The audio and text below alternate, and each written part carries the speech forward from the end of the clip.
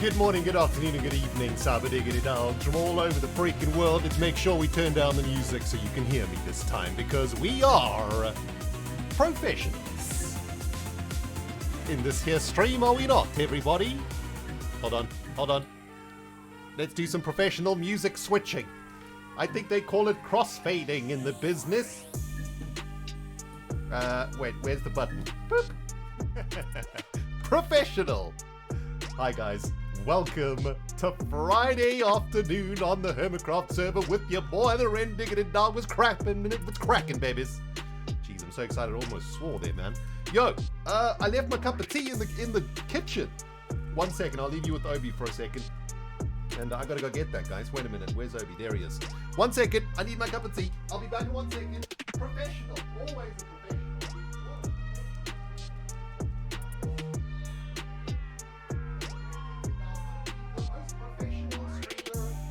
Twitch, Obi, your pup is the most professional streamer on Twitch. There's no doubt about it. I mean, what a great start to a stream. Hi, everybody. I even woke Obi up from his afternoon nap. I'm so professional. Sorry about that, boy. We'll put him back to sleep there. Oh, jeez, he's so damn cute. Hold on, let's get him into the camera shot there. Oh, he's so damn cute. What a cutie pie. Hold on. A little bit more. A little bit more adjustments. That's how we do on this channel, dudes. We do it live. Okay, we don't mess around, man. We don't got time for professional camera work. Jeez. Anyway, welcome to the stream, guys. Hope you're doing well. We've got some work to do today. We're working on the roads in the shopping district. It's been a busy week. It's been a very busy week indeed.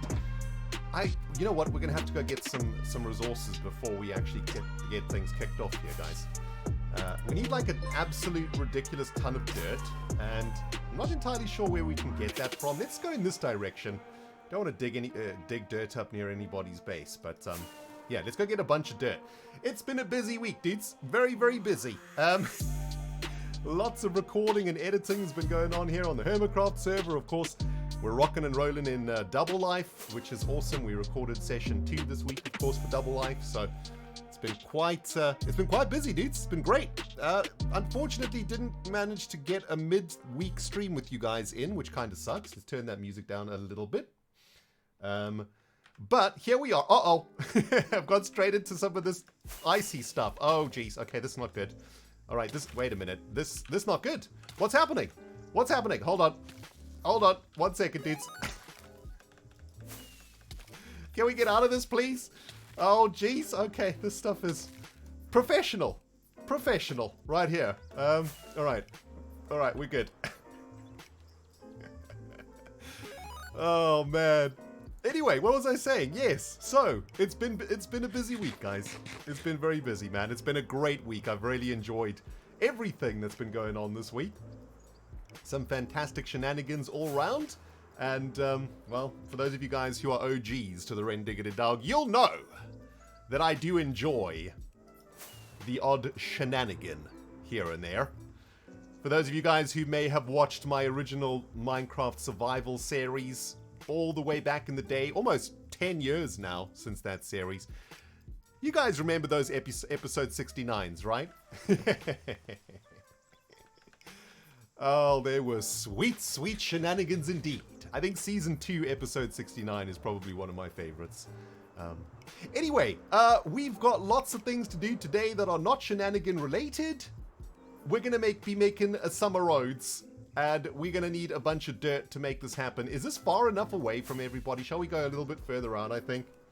Yeah, let's go a little bit further out. Ooh, there's a mesa. I didn't know there was a mesa so close. Interesting. I mean, we went looking for a mesa like a month ago or so on stream, and we had to fly like 5,000 blocks. Do you guys remember that? Hold on, I'm going to screenshot the coordinates here. There we go. Nice. All right. Did not know there was a mesa just around the corner. I suppose we don't really want to destroy this mesa if somebody wants to come live out here. Well, I guess we don't really want to destroy the environment behind the mesa either, right? So, like, yeah, you know what? Let's carry on a little bit further. Let's, like, go over the top of the mesa to find ourselves a nice buttload of dirt. That's what I'm after right now. Now, listen, let me get myself to the, geez, the notifications looking insane. Hold on. All the way... Oh, wow. Okay, wait. There we go. All the way down to 10 minutes ago, we have got Incurious with the 3 months. Welcome back, Incurious, my friend. We got Springfire, the beautiful one and only, with the 10-month resub. Hey, Springfire, hope you're doing well, baby. We got Bonker here with the Prime sub, brand new sub in the house. Hey, what's up, my friend? And we got Ropebird here with the 6 months, too. Hey, man, what's up, Ropebird? Dudes, how's the audio today? Everything good? I feel like maybe I've turned the music down a bit too much now. Do help me out here, guys. So Santa Stratus, one of our beautiful artists, is in the house today, guys. Hey, Sandy, what's up?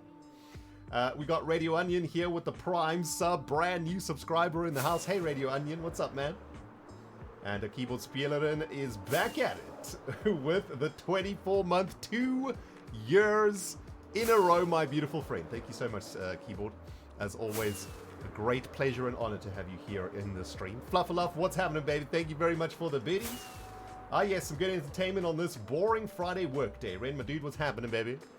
All good, Fluffalough. All good, thank you. I've had a really great week, as I said, on the Hermitcraft server, on the Double Life server. It's been a joyous week of shenanigans, guys. And, well, you guys know, man, I'm a bit naughty sometimes. I love a bit of shenanigans, I do. They tickle me. I don't do them too often, but when I do, oh, they do feel good.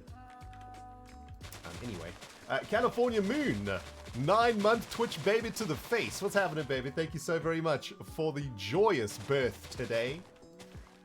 Best 9 months of the last few years. Thanks, Ren, for the joy. Thank you very much. Wow, that's a great comment. Thank you so much, California Moon. Star274 here with the gifted sub to Lacosius, who's back at it for the 13 months. Thank you so much, Star. And Yoru is coming at us with some biddies here. Thank you, Yoru, my friend. Biddy bits for the king. Thank you, buddy. Beowulf, the beautiful, beautiful head of our Patreon community in the house. Hey, Beo, what's up, my friend? Thank you so much, my dude, for the 2-year resub, 24 months directly to the face. Amazing. Amazing. And we got Stellaris Lex here with a 3-month resub too. Thank you very much, Stellaris. Also, converted your Prime Gaming sub to a Tier 1 sub. I appreciate that. I don't know what that means. If I'm going to be TBH, 100% TBH, I don't know what that means. But thank you for doing that. Whatever it is, it sounds important. We've got a V1 the King here with the 3 months in a row too. Hey, V1 King, thank you so much, my dude. And welcome back for 3 months. And Pinkish Yellowish is here with the 17 months. Wish I could stay, but I gotta go to work. Have a great stream. Winky D-face, Winky D-face. Thank you very much, Pinkish Yellowish. We got Dave M. Lee here with the biddies to the face too. Thank you very much, Dav, my dude. And Mimi is here with a 12-month, 1-year resubification. Thank you so much, Mimi. Moosey is here with the 8 months in a row too. Thank you, man. And Satinbot with the 8 months. Hello, sweet face Dog King. Hey, what's happening, Satinbot? So, dudes, voice seems a bit low in comparison. Hold on. Let me have a look here. What's going on here with the microphone? Shall we crank that up just a smidgicles, my dudes? It should be okay. I mean, it looks like it's peaking in my software, so I think we're all right. But yeah, dudes, today we're going to be working on the road system in the shopping district. Been getting a little bit of flack from some of the hermits on the server. You know, I build them these beautiful roads. And then they start complaining. They start saying, yo, rendog, these roads, they don't connect up to the environment correctly, you know? You just plonk them down, you don't blend them into the world. And, you know, I mean, look, you know, we can't argue, can we, guys? The roads don't really connect to the environment very well, do they? So, today we're going to try and, rectify that situation, okay? That's the plan for today's stream. And yeah, we got to keep them hermits in check, man. You know, you let the hermits out, all sorts of chaos ensues. You know, it's like imagine like a school, right? Like with a whole bunch of 10-year-olds, right? And then the teacher goes on holiday for like 6 months. Imagine what would happen. It would be absolute carnage. And that is basically the Hermitcraft server. And you know what? We're going to be the teacher up in here, my dudes. We're going to show these hermits how to do. Anyway, thank you very much for coming, guys. Thank you very much to Plate the Lasser. Hey, Plate the Lasser, I know you. Thanks for joining us here this afternoon. And yeah, guys, we've got a ton of work to do, so let's get to it, man. We're going to get a bunch of sand in the face and then head back to the shopping district, make ourselves some roads. And hope everybody out there is doing well, man. I tell you what, it's been quite a miserable IRL week here in England because the temperature's been all over the place, man. We've been on a roller coaster ride with the weather in England. It's been like super hot, and then it's gotten like super cold, and then it's back to super hot again. Today it's kind of like mildly moist, I would say. That's how I would describe the weather right now. I've just got back from a walk with Obi-Wan Alfonso Kenobi brackets Master Jedi brackets. That's the Chihuahua that you see in the basket down there. He's currently entered Chihuahua black hole position. So he literally just looks like a black hole. Yeah, he's snoozing, all right? We've had a long walk for lunchtime. And yeah, it was pretty hot out there, man. Got back, I was sweating. You hate to see that. And, well, we've cooled off a little bit. I got myself a nice cup of tea. And strangely enough, a hot cup of tea makes you cooler. I still to this day don't understand why. There's obviously some science to it, but I don't know what that is. But yeah, excited to play some Minecraft with you guys today, man. It's going to be sweet. For once this week, I'm kind of like ahead of everything, which is great. So, you know, like this weekend, I'm going to have a little bit of time off, I think. I think tomorrow, I'm going to take Obi for a nice walk through, like, one of the many, many amazing walks that you can go to in this part of England. We'll probably go for like a 3 or 4 mile walk through one of the mountain areas around here. Or maybe through one of the woodland forests. I don't know, I just want to take him for a nice walk somewhere that he hasn't been before, you know? This poor dog, all he knows are these 4 walls, you know? I want to show him there's a bigger world out there than Casa del Rendog. And then on Sunday, you know, I have to do like a proper spring clean of this house at some point also. Haven't had that chance, you know, since summer and spring has arrived, to do like a proper top to bottom clean of the house. So I think I might do that on Sunday. I know, rock and roll, right? Am I right, guys? I mean, you guys out there, you think YouTubers and streamers, you think we live these like rock and roll lifestyles. You know what I'm saying? Stream all day, party all night, you know? No. We're probably like more boring than you guys are. For real. Because like we pretty much spend most of our life in front of a computer, you know? You guys only see us when you watch us in a video or when you watch us on stream. But I can guarantee you that most successful content creators, whenever you don't see them on YouTube or on Twitch, I pretty much guarantee they're either sleeping or in front of their computer. So, yeah. We aren't exactly the most... We're not known for our rock and roll lifestyles. Let's just put it that way, guys. Right, hold on. Let me just clog up this inventory a little bit, right? We don't want to collect too much other junk, like seedage, for example. We don't need any of that nonsense. And let's just keep 1 dirt in there, so that we can collect the normal dirt. Oh, we also need a little space for the shulker box. Hold on. There we go. Okay, awesome.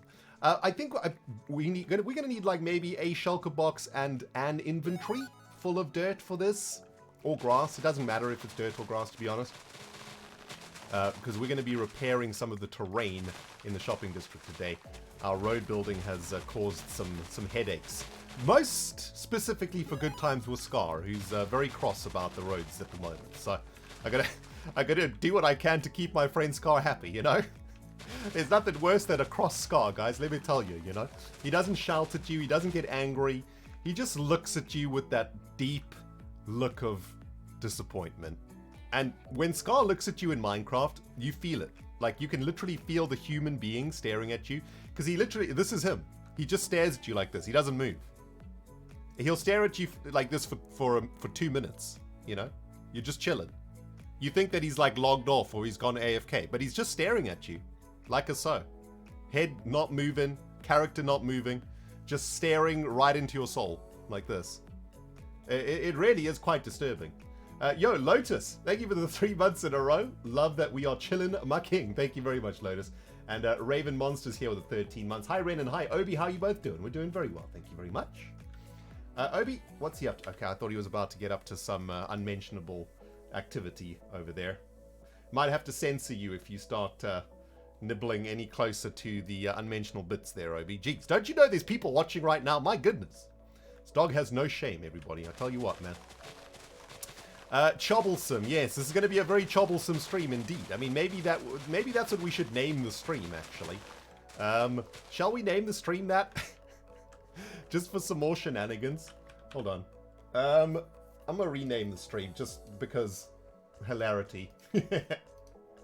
What is it called right now? Roadz, we make them. No, we're going to change it to very chobble sim stream. There we go. Very good. Still not a word, though.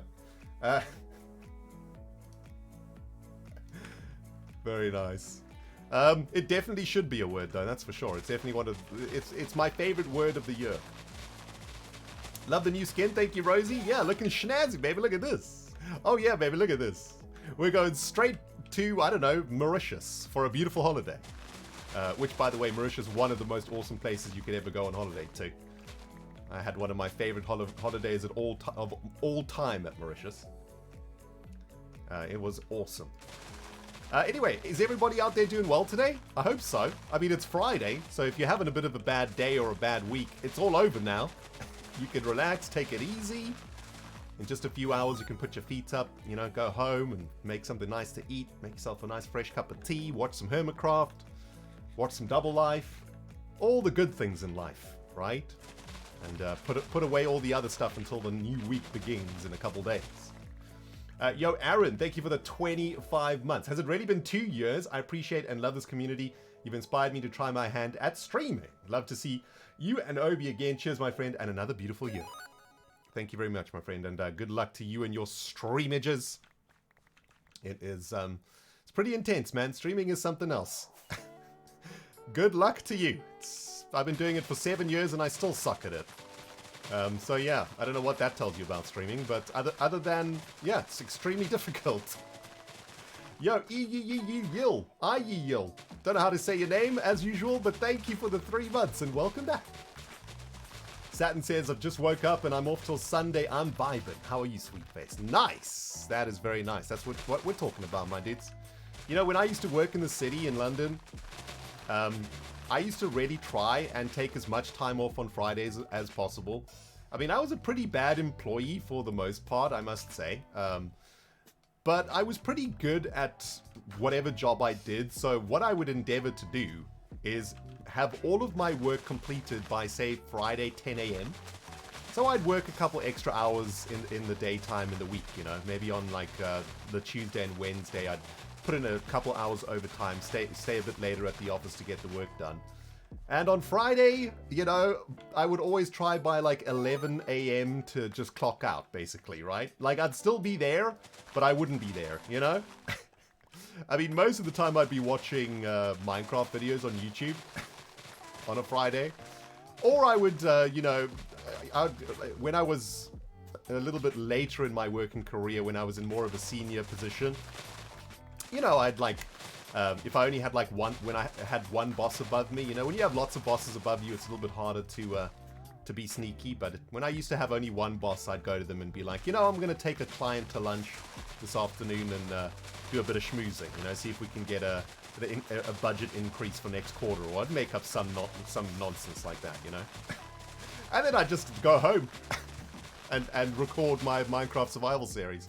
Don't tell my ex-bosses that, though, okay? That's between us.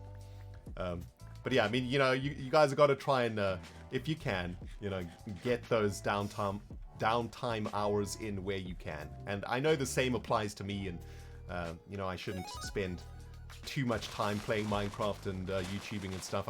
I guess the difference between this quote-unquote job and like an office job is that when you're a content producer, you know, you don't commute. I guess you're having fun because most of the time you're playing a game.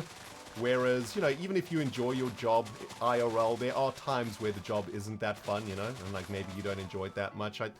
I struggle to like think of a time while being a content producer that I'm not having a good time. I even really enjoy editing and, you know, making the video. You know what? Actually, that's a lie. The times that I don't like is like uploading the video to YouTube and like setting the description box and all of that stuff. Like that annoys me a lot. It always has. Like sometimes I'll have an episode finished. How do we get home, by the way? How do we get home? Is it this way? I want to say it's this way. Well, there's a thing here, so... Is there a nether portal here somewhere that we can yoink? But yeah, anyway, there's been times where I've had like a video ready and I've uploaded it to YouTube and I just can't be bothered to do the description and stuff, that it would just sit on YouTube for like 3 days before I put it live. Oh man. I've gotten over it now though. I try and get it done as fast as possible. It's like that last bit of broccoli on your plate. You know, that last Brussels sprout that you got to eat? You just got to get it done, man. By the way, I think... Ooh, there's a nether portal. I think this might be... Is this the mining desert? I don't think it is. I think this is a mining desert. Oh, okay. This is a Joe thing. Okay. Well, this portal should get us back home, hopefully. Let's have a look. Yo, Ace, thank you for the 42-month resub. And can I just say, tier 2 support from Ace. Thank you so much, Ace, as always, for your continued support on my channel and for my community and for myself. I appreciate you very much, Ace. Don't know how many Twitch babies that is. Yeah, it's a lot. It's at least 4. Yo, Min Mithra. Brand new Prime sub in the house. Hey, Minnie, what is up? I think, well, it's just Min, I think. Yes, hey, Min, what's up? Thank you so much for joining us here on Twitch. And looks like Soggy Honeycomb is in the house too. Hey, Soggy, what's up? What's up? Welcome, welcome, welcome. And looks like we got some nice mods in the house today too. Top Kibbs is here also. Hey, Tops. And big shout out to all the other beautiful, beautiful mods who are looking after the stream today. I'm seeing a couple of red TVs in chat too. Those OGs coming out to play today. Hey, MC Leslie, what's up? And let's have a look. K Mingo's here too. Hey, K, what's up, man? Hey, guys. Big shout out to the mods. Yo, mods, I'm going to catch up with you guys on the Discord channel real soon, okay? Just been quite a busy period these last 3 weeks. Lots and lots of things going on. So I know I've been a bit absent from there, but I will be back real soon. Don't you worry. Right, let's get through here. What else have I missed here? Ooh, got a couple of donations coming in here, guys. Thank you very much. I appreciate those. This one's from a Jubilant Poet, starting off. A poet is our regular poet laureate here on the channel, guys. And looks like Poet has written us a bit of prose. It goes, goes a little something... Wait, kill the music. Kill the music. Here we go. It goes a little something like this. Wait, that didn't kill the music at all. Hold on. There we go. Okay. Here we go. Is this poetry? Hold on. We'll see. I guess we'll see in a second. The king is dead. Long live the king. Because that worked so well before. A crimson throne, a bloody crown, the fetid stink of war. Let's build your monument with a tower and a blade and a bench to rest your head for the best of monarchs. One dead. Thank you very much. That is awesome, Poet. You used one of my favorite words in the English language in that one. Fetid.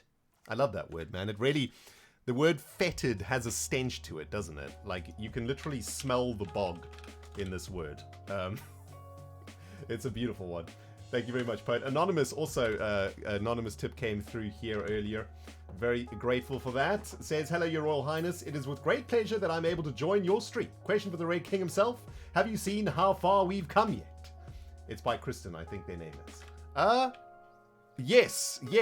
Is that the... Yeah, I saw that on Twitter at some point, right? It's like a video thing? Yeah, pretty freaking awesome. Dudes, we've got a gifted sub bomb in the house here from Ace, dropping 5 subs on the community. Thank you very much, Ace. I appreciate that. And that seems to have kicked off some sort of sub bombing going on here, because Brandy's coming in with 5 gifted subs too. Yo, Brandy, Ace, thank you very much, guys. It's very kind of you guys. Thank you so much. That's very, very generous. And welcome to everybody that has been gifted a sub today. Welcome to the Rendog fam. We are very happy to have you here, man. Dude, shall we turn the render distance down a little bit here? It looks like we're struggling with a little bit of client-side lag. We also got Anna Bomb Banana here with a 25 months afternoon. How are you? Very good. Thank you very much, Anna. Welcome. And GeoNixus is here with a 19 months in a row. Hail the king and his Twitter shenanigans, D-Face. Magickoff is here with a 3 months. Love the streams and videos. Always have, always will. Thank you so very much, Magic. Very kind words indeed.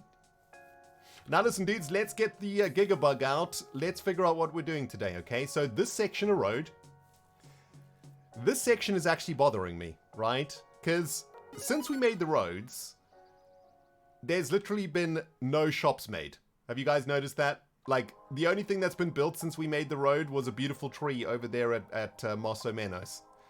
There's literally been no other shops made, which is sad. But don't you worry, I got plans to change that. I think one of the problems is that maybe, you know, these plots are like a little bit inhospitable, and maybe the hermits don't want to actually fix the land because it's a little bit, you know, broken over here. So I think if we're going to convince the hermits to come and build stuff out here, we're probably going to have to fix it ourselves. And yeah, I guess that's okay. I mean, this is probably not going to be too difficult to repair because we can follow the contour of the road for a little bit, and then we can contour it downward toward the lake, and that should give like a nice little bit of platform action going. Yeah, I think that'll be fine. In my brain, I kind of see how it's gonna look. Let's make it happen and see what happens, guys. Let's get some blocks placed over here. Fail Builder, 31 months in a row. Thank you very much, Fail, and welcome back. As always, great to see you here on the stream.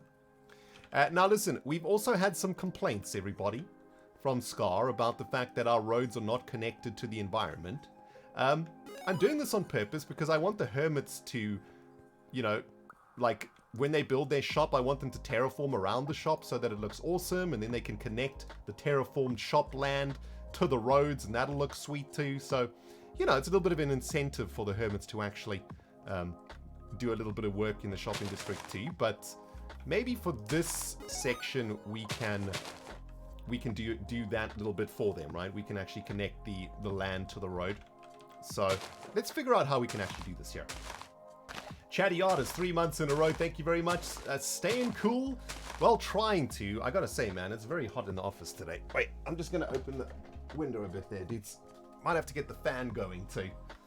Uh-oh, Obi's awake. Sorry, my boy. I've woke him up there. You can go back to snoozies, my boy. It's okay. Let's just have a quick look at what's going on here, guys. The Chihuahua has entered smush my face into the soft basket wall so that my eyes don't get the light from the sun. Tuck all the peats in and amongst each other, creating literally a knot of legs. Tuck the tail in and sleep. Most importantly, though, got to smush the face into the wall of my my basket. Yes, he looks very comfortable, doesn't he, man? He's chilling. He's chilling. All right, how far do we want to come out here, guys? Let's figure this out. Did I miss anything here? Satin here with the biddies. Still upset with you making me worried. Ah, it's just shenanigans. Just shenanigans. All good, babies. All good. All right, let's have a look. Let's figure out how far out we're going to go. Well, I wanted the plots to sort of come to here, so I guess we probably want to come all the way out to about here and then start a slope downwards like so. I think that probably makes quite a bit of sense. Let's give it a go. We can always just break it down if it doesn't work, right? And hopefully this will make make Scar a bit happy. Yes, this is a troublesome stream indeed. A very troublesome stream. It's been a very troublesome week, hasn't it, my dudes? Shmush is the most comfy it can get. Exactly, Feria. It doesn't get more comfy than Shmush. That's for that is for sure. Let's see. Can we like come all the way down like this? I mean, it's not going to look great. We can do a little bit of terraforming on it when we're finished. Let's just have a look from the peripheral. Yeah, that looks about right, I would say. And then we just like fix it up a bit, right? We can just make it look a bit more natural and whatnot. All right, well, we have like a pattern now. Maybe we can just like spread this out just a little bit. Get some random lengths and stuff going in these things here. Like so. And now what we've got to do is follow the contour. Easy peasy lemon squeezy, my dudes. Troublesome. What is troublesome about? I mean, it's just, you know, it's the word of 2022. It's a new word that's been added to the dictionary. And it's troubletastic, if you ask me. The verb to chob is one of my favorite verbs. I do enjoy a good chob. I don't enjoy being chobbed though. That I will say. Nothing worse than getting a good chobbage. Oh man. Yeah, magenta terracotta is the new diorite, indeed. I mean, this. Who's responsible for this? It's hideous, I tell you. Oh my goodness, Leslie, that is a very, very generous tip. Thank you very much, MC Leslie. That's very, very great of you. For a cup of tea and a dog biscuit while out and about this weekend. And just so you know, I too was worried. So-called shenanigans of the week.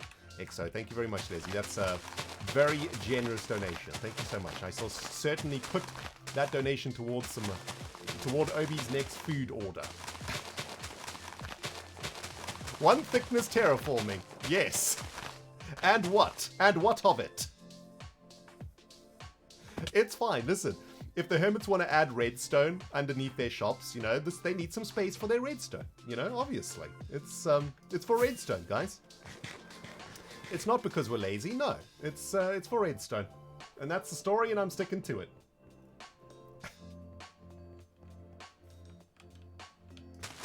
A sign in the shape of an arrow, yeah, that would have been amazing, right? The arrow is used so often in Minecraft, especially in multiplayer Minecraft. I guess you don't really use an arrow in single-player Minecraft, because what, like, you're telling yourself where to go?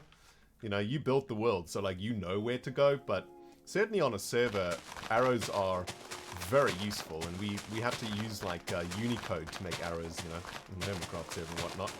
Professional, indeed. Super professional. Uh-oh. Uh-oh. Uh-oh. Alright, here we go. You know what? I have a feeling we're probably not going to have enough dirt for this, guys. That's the kind of annoying thing about this. Like, even though this doesn't look like a lot of dirt, it's actually quite a huge surface area. If we're going to do the entire road here, we might have to go for another dig in a while. I am a considerate king, exactly. I leave space for my redstone friends to do their redstone. King of the roads, baby! Oh, man. Use it in... Oh, man, you could use an arrow in caves. In single player. I didn't even think about that, you know? That's actually really smart. Like, maybe... Wouldn't this be cool? Wait a minute. 1 second. 1 second. I have an idea, right? Maybe for the rendog mod pack one day that I will never make. What if... Check this out, guys. Because an arrow... Arrows are basically like binary code, right? Like there's a 0 and a 1. There's a left and a right. Well, I suppose there's forward and backwards too. But... Imagine if there was a sign, like an arrow sign, that maybe you made with, I don't know, jungle planks. Maybe you made with a stick and jungle slabs instead of planks. I don't know, whatever the recipe is. If you place the arrow sign just normally, it points right. If you shift in place, it points left. Actually, that maybe doesn't work because there might be times where you want to point left. No, there might be times where you want to point right, but you have to shift on a block. So you can't actually ever point right from that position. Is there like another way to do this in a really intuitive way? Like shift is a really... Oh, I've got it. Ooh, I worked it out. Check it out, guys. So check it out. What if there was an arrow sign? If you right-click normally without doing anything, right? It points right. If you right-click from your offhand... It points left, right? Because it's in your left hand, right? Look, the sign's in the left hand, and the sign's in the right hand, right? Does that make sense? That's pretty cool. That'd be pretty useful, I think. Anyway, let's go back to building some terraformification here.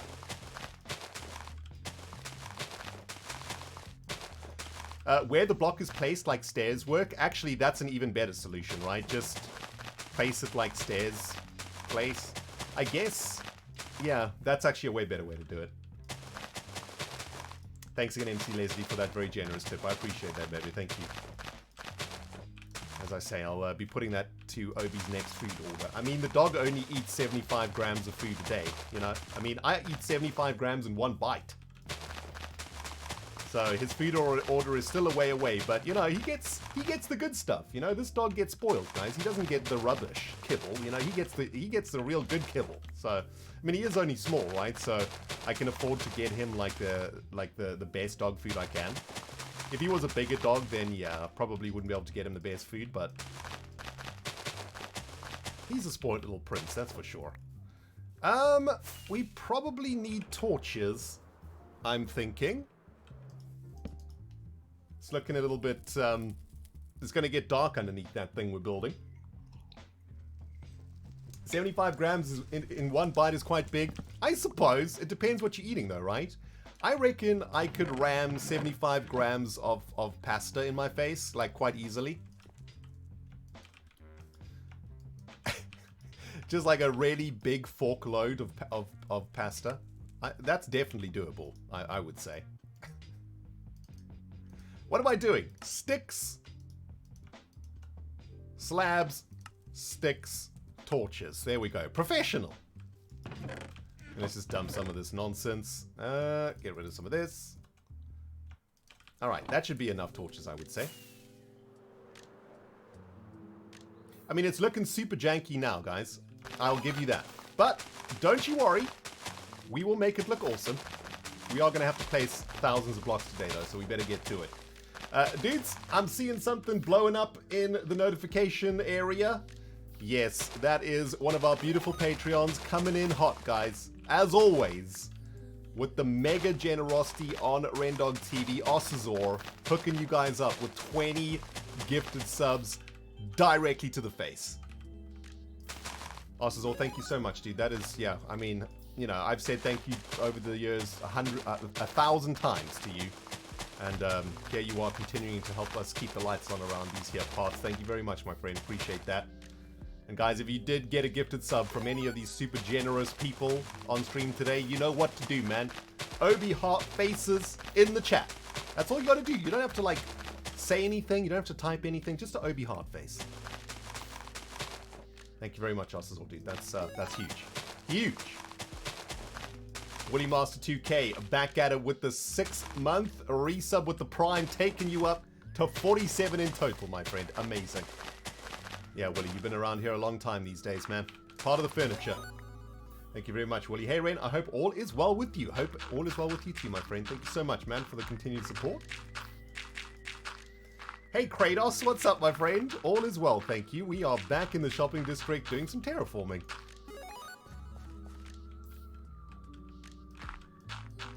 Super important emergency hermit meeting went well. Yeah, we had a really excellent meeting last night.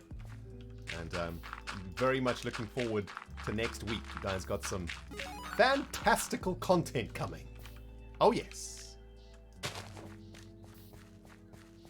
It was a very troublesome meeting. Yes, indeed.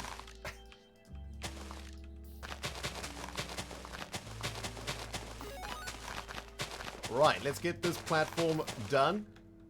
We're almost to the end. I got to make sure that we torch this up, though. Don't really want to spend this afternoon fighting mobs and stuff. Let's just get rid of some of these dark spots here. This is for redstone down here, of course.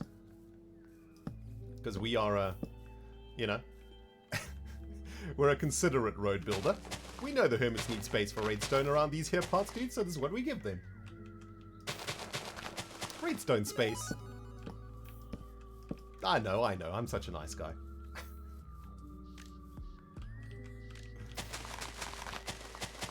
Maybe Spawn could be called Chobbletown. That's actually a really awesome name for Spawn. Chobbletown is great. Inkfuse, 6 months in a row, half a year resub. Thank you so much. Hey King Ren, nice to see you already enforcing your road policy. Thanks for the reliable entertainment. Love your face. Thank you, dude. Appreciate it, Inky. I don't know why you guys are talking about Tyrant, man. Don't you know the Rendiggity dog? We never do anything wrong. We never, you know, we never are involved in shenanigans of any kind. Like, we're We're gentle souls, aren't we? We never do anything wrong to anybody. We don't cause any issues on the Hermitcraft server, ever, right? Ever. I blame Tomato Yoshi. He was the mischievous one.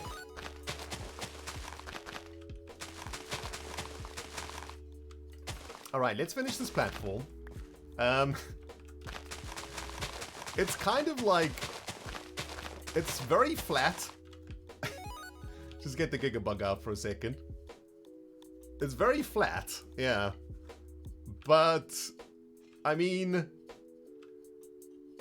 It does need to be practical, right? Like, we do need to give the hermits, like, a platform to build their shops on. I'm pretty sure that if we don't build this, the hermits are just not going to build shops in this area just because it's too much of a pain in the butt to do. So, you know, we got to give them a lot of incentive, man. You know, you got to lead these hermits to water so that they can drink it. You know what I'm saying? Yo, Jam Cow, my friend, what is up? 19 months in a row. Great, as always, to see you here in Stream Jammy. Hope you're doing well and welcome back.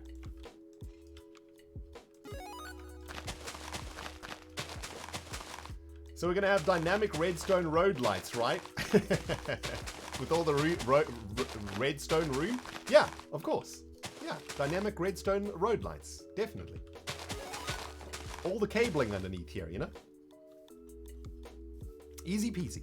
Listen, this is actually a decent plot to get, guys, right? Because if, say you wanted to build a shop that had like a top floor and a bottom floor, you don't have to do any excavating. Like, all the excavating is already done for you, right? So, I reckon these plots should be double floor shops only. So, if a hermit wants to build a shop here, it has to be, it has to have a basement, basically, right? We'll make that a stipulation for this part of the shopping district, if you want to come build here. I mean, you know, I get, you know, I can't enforce that, but I suppose I can suggest it. Yo, Emerald! Prime sub in the face, brand new subscriber has joined us here in the community, guys. Thank you very much, Emerald Outlaw. I appreciate that, and welcome to the fan. Osazor, work is calling you. Oh my goodness, my dude. That sucks. Well, hopefully you can catch us on the VOD. And we'll catch you next time, Osazor. Thanks again, my dude, for the 20 gifted subs, man. Super generous. What do you think about everybody turning their diamonds in and creating a diamond-backed currency? I mean, that's a pretty cool idea. You know, like we tried, you know, we had like a derp coin, I think it was, in Season 8. The hermits didn't really pick up on that, did they? I mean, I loved it, but I think most of the hermits weren't that interested in a different type of currency. I mean, look, we all love diamonds too much, right? Like, you guys love diamonds, we love diamonds. It's difficult to turn them in. I mean, realistically, if I were to say, okay, like, what should we use as currency on the Hermitcraft server? If we're just going by scarcity, right? So if we're going to go by the model of let's use the scarcest thing in the game for a currency, we should probably use netherite ingots, right? As currency. That should be our dollar. Like, the netherite ingot should be our currency. It should be our diamond. Just because it's so scarce and it's also really dangerous to mine, you know? So, but like, who wants a bunch of netherite ingots? You know what I'm saying? Like, they don't shine. They're not that cool. They don't really do anything, you know? Once you've made all your netherite armor and whatnot. I mean, the same can be said for diamonds, but diamonds look awesome. They're shiny, you know? They have a certain shiny feel to them. Yeah, Derpcoin was awesome. I enjoyed the Derpcoin thing, man. I loved it.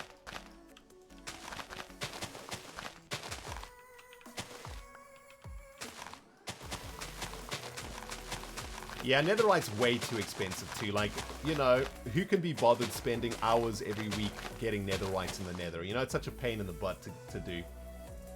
It's such a hideous process, you know. It's just so much lava and, you know, redness, kidney beans everywhere. Ain't nobody got time for that, my dudes.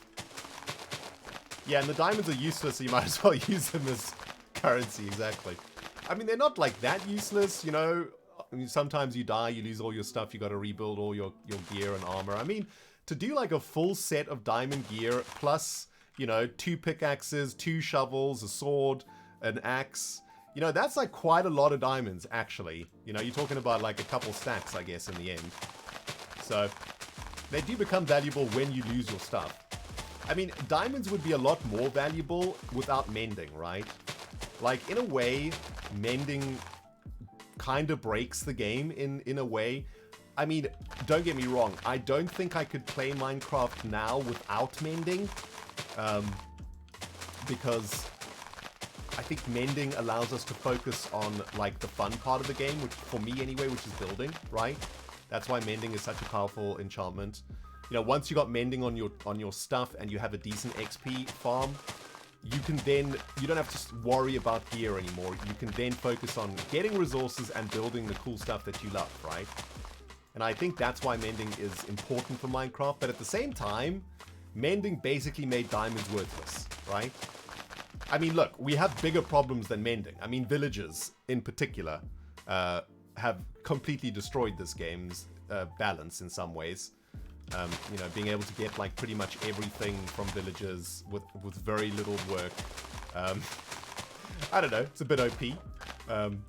But at the same time, the same argument can be made that I just made, right? That, you know, if you get a good villager setup going, you can get your tools enchanted, you can get everything that you need from villagers, and then you can just focus on the fun stuff, which is building, I suppose. What are you using to refill your hotbar with grass? Says Warthog Gaming. Dude, if you play Java Minecraft, and I think actually this is in Bedrock. No, this isn't in Bedrock, right? This is why I don't think I could play Bedrock until this is changed. In Java Minecraft, we have something called pick block. So if we go to controls, here we go, pick block. You see here, I've got it on button 4. If you look at a block in the game and you have that block in your inventory, when you pick block, it will put that block into your hotbar, right? So I've got grass block in my inventory. If I look at grass block and I pick block, it'll put the grass block into my inventory. Pretty amazing. When I learned about pick block, which was many years ago, Iskal actually taught me about pick block on the Kingdom Craft server. Oh, you got it in Bedrock too? Excellent, excellent. Yeah, pick block literally changes your life, because I played Minecraft for maybe 3 or 4 years before knowing about pick block. And for those of you guys who don't know about pick block, this is how you guys play Minecraft, right? You're placing blocks like so. There we go. And you run out of blocks. You got to open your inventory, get more blocks, stick it in your hotbar, and carry on. Now imagine you play for 1,000 hours, and every time you open your inventory, look for the block, put it in your hotbar, close the inventory, and keep on crafting. Imagine that takes 10 seconds on average, and you play for 1,000 hours. I don't know how many minutes of the game have you wasted. I don't know. You guys have to do the math. That's like an hour and a half or something, I guess, of time that you've literally wasted moving blocks from your inventory into your hotbar.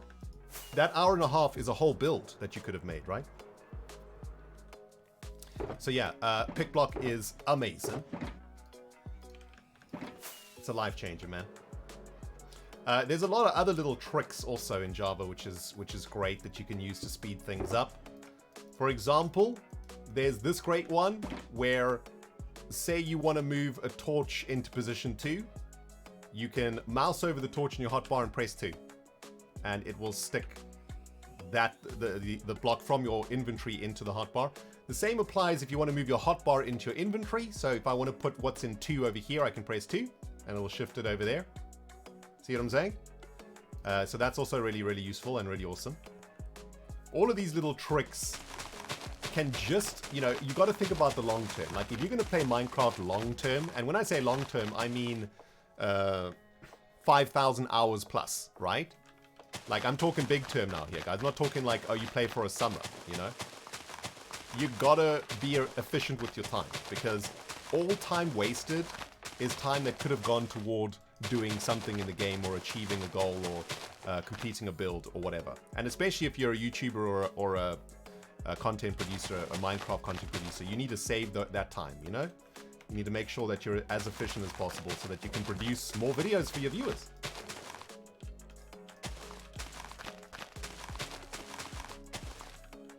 Don't let Scar get you on your road layout. It's okay. Listen, we're going to make the roads beautiful, all right? We're going to make Scar love them. We will make Scar love the roads. We're going to do whatever it takes to make him love the roads. Scar, you will love the roads. Love them. Okay, this is getting creepy. Let's make sure all of this is torched up here, guys. Let's have a quick check-in with Alfonso. Yep. The face is still smushed into the wall of... Uh-oh, there's somebody outside. Somebody's outside, and His Majesty has been awoken from his slumber. Well, there we go. There goes the face smush.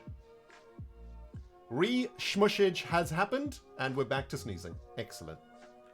You love to see that, man. It actually makes me really sleepy when I watch him sleep. I just want to go and sleep. After playing 10 years, I never found a use for offhand until like a year ago. Oh my goodness. Offhand is like... Offhand is amazing. I mean, that's what you don't have in Bedrock, right? You don't have offhand in Bedrock. I don't think I could play this game without offhand.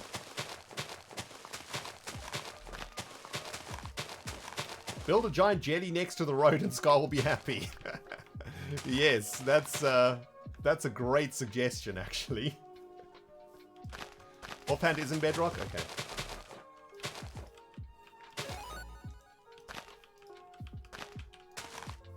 I love this troublesome dog. He is very troublesome. By the way, guys, please remind me, I've got to feed him at 4 p.m. in 15 minutes, all right? We got to feed him. We got to give him lunch. Right now, he's having his pre-lunch snooze. There's a major face smushage going on. Right, let's have a quick look at what we've done so far. Alright, so we're currently working on this gradient. We're making the grass follow the road a little bit. I mean, on top here, we can change it a little bit if we want to. Just make it a little less flat. But I suppose it's okay if it's super flat also. This is like a... Yeah. I mean, there's a plot here. And there's a plot here. Maybe this plot can be flat. And the road can go down behind it. You know? That might look a little bit better. Instead of this, like, weird gradient down. What do you guys think about that? Like, if we made this plot, like, flat... This one here... Flat all the way to there. I guess this gradient makes it look a little bit more natural, I suppose. But how do you build a shop on here, though, right? That's the problem. Don't really want to build a shop on here, I guess. It's kind of weird. I mean, you know, the hermits, like, they can be creative, though, right? Look how Grian made this little mountain for the entity, you know? Like, the hermits can do that here. Alright, you know what? We're just going to carry on following the contour. Yeah, Kibs, I agree with you. It's way too much thinking for a Friday afternoon, isn't it? Yeah, ain't nobody got time for this kind of thinking. Let's just place the blocks down. It's fine. If it's ugly at the end of the stream, we just take it down. Yo, Bluetooth Goldfish. Double Twitch baby to the face. Thank you so very much. I love the troublesome dog. And yay, 1.5 years. 2 Twitch babies. Aren't they beautiful, man? Twins. Yeah, that's another hermit's problem, says Anna. Exactly. Exactly. That's another hermit's problem. I like that. You know, it's a challenge for them to solve. Let's put it that way. Watched any good movies recently? I don't really have time to watch movies, unfortunately. Oh, I'll tell you what I did watch that I really loved. Dune. The new Dune. Oh my goodness, was that good. Jeez, I was blown away. I mean, I was like, when I saw they were remaking Dune, I was really worried about it, as always, you know? You never know what they're going to do with, like, classic sci-fi these days. You know, most of the time they wreck it, but man, the new Dune is amazing. It's so well done. I mean, Dune was like one of my favorite books to read when I was younger, and I read like all of them, and there's lots. There's many Dunes. or at least the extended story goes on for a very long time. And I always had like a very set visual of Dune in my mind, like the characters, the planet, the sandworms, the Fremen. Because before there was a Dune movie made, I think like in the 80s or the 90s, I don't know when, but I didn't watch those movies before reading the book. You know, so I read like the full Dune story and the full Dune universe, and then I watched those movies. Those older movies are like they are cool. They didn't quite capture Dune the way that I saw it though. But the new Dune, I think, really captures, for me anyway, how I feel Dune should be or should look. I think they did a really fantastic job bringing the visuals of Dune to life in the movie. I think like the only thing that they got wrong, I would say, well for me anyway, is the I always forget his name. The head of the Harkonnen. You know, the super bad guy. Like in the books, he's this like super obese character. So obese, in fact, I think that he has like hoverboards that hold his gut up.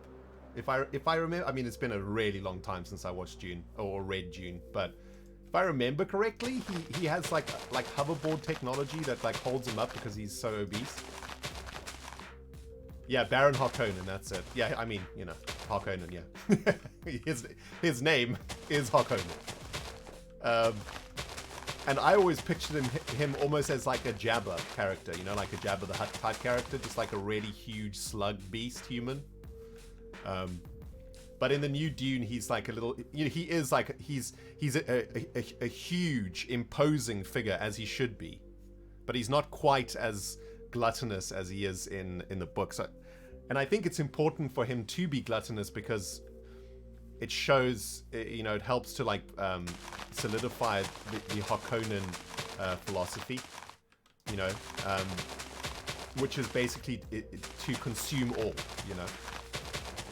But other than that, like, I mean, he's a great, and he, you know, he's the main bad guy in Dune 2. So, well, in the beginning anyway.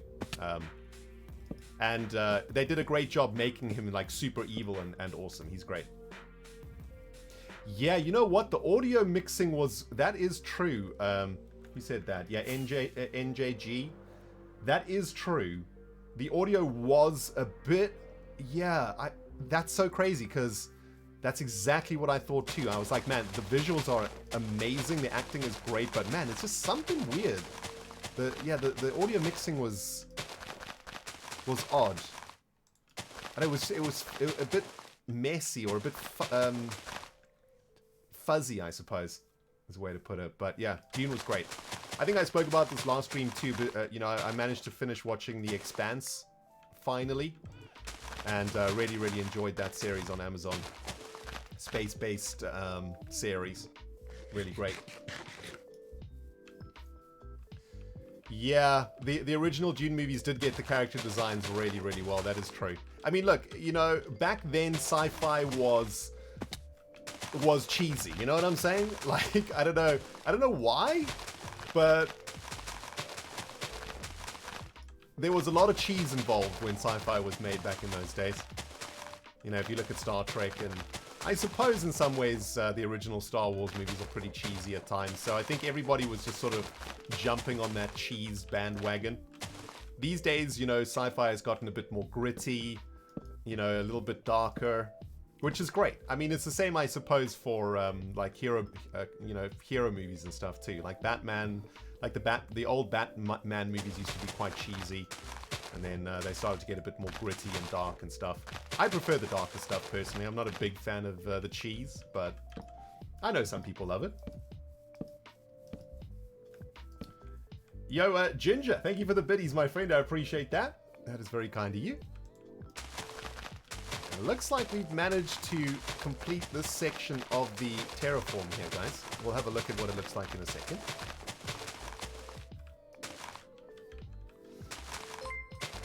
Yeah, and Star Wars, I mean, look, you know, I wasn't around back then, but I'm assuming that when Star Wars came out, there was nothing else like it. Like, I don't know if there's anyone watching that was around when Star Wars came out, like in your 20s, I guess, or so, but I suppose all that was around was Star Trek, right? Like the original Star Trek from the 50s and 60s.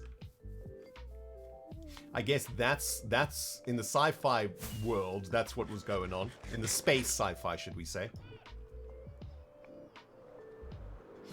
Uh-oh.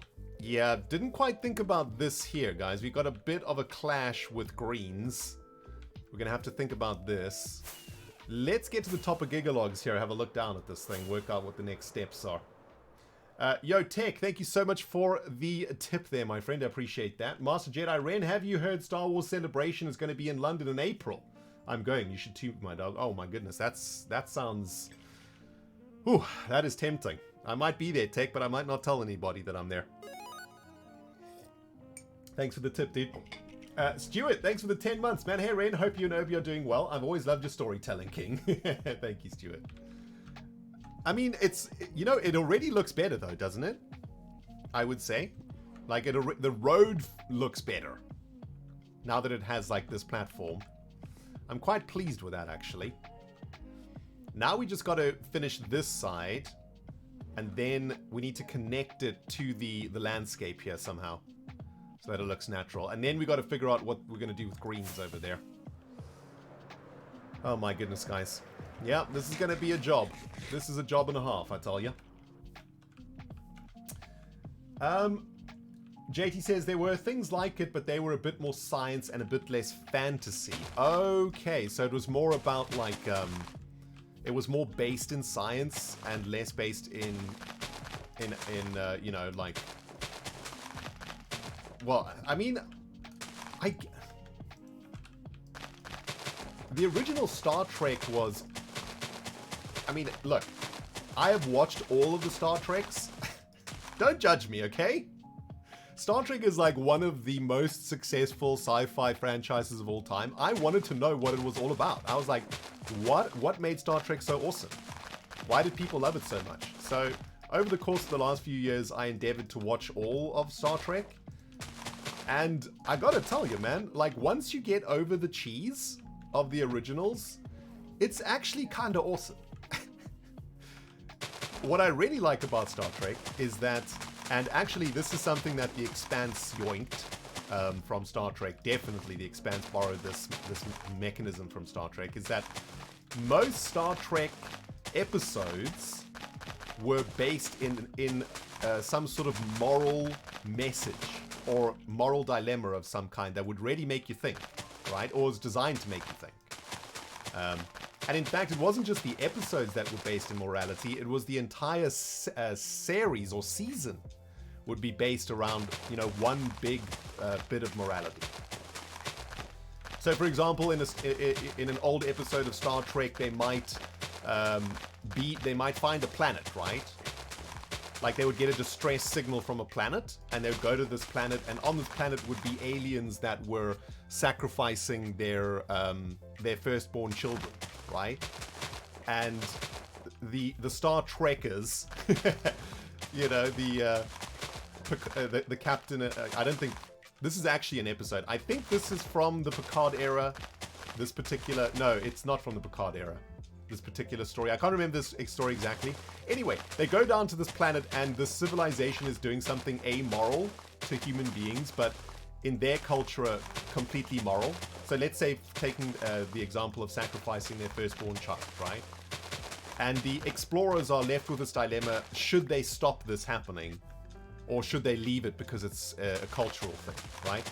That's just a very, and you know, the story was obviously a lot more in depth than that, but that's just like a small example of what Star Trek does.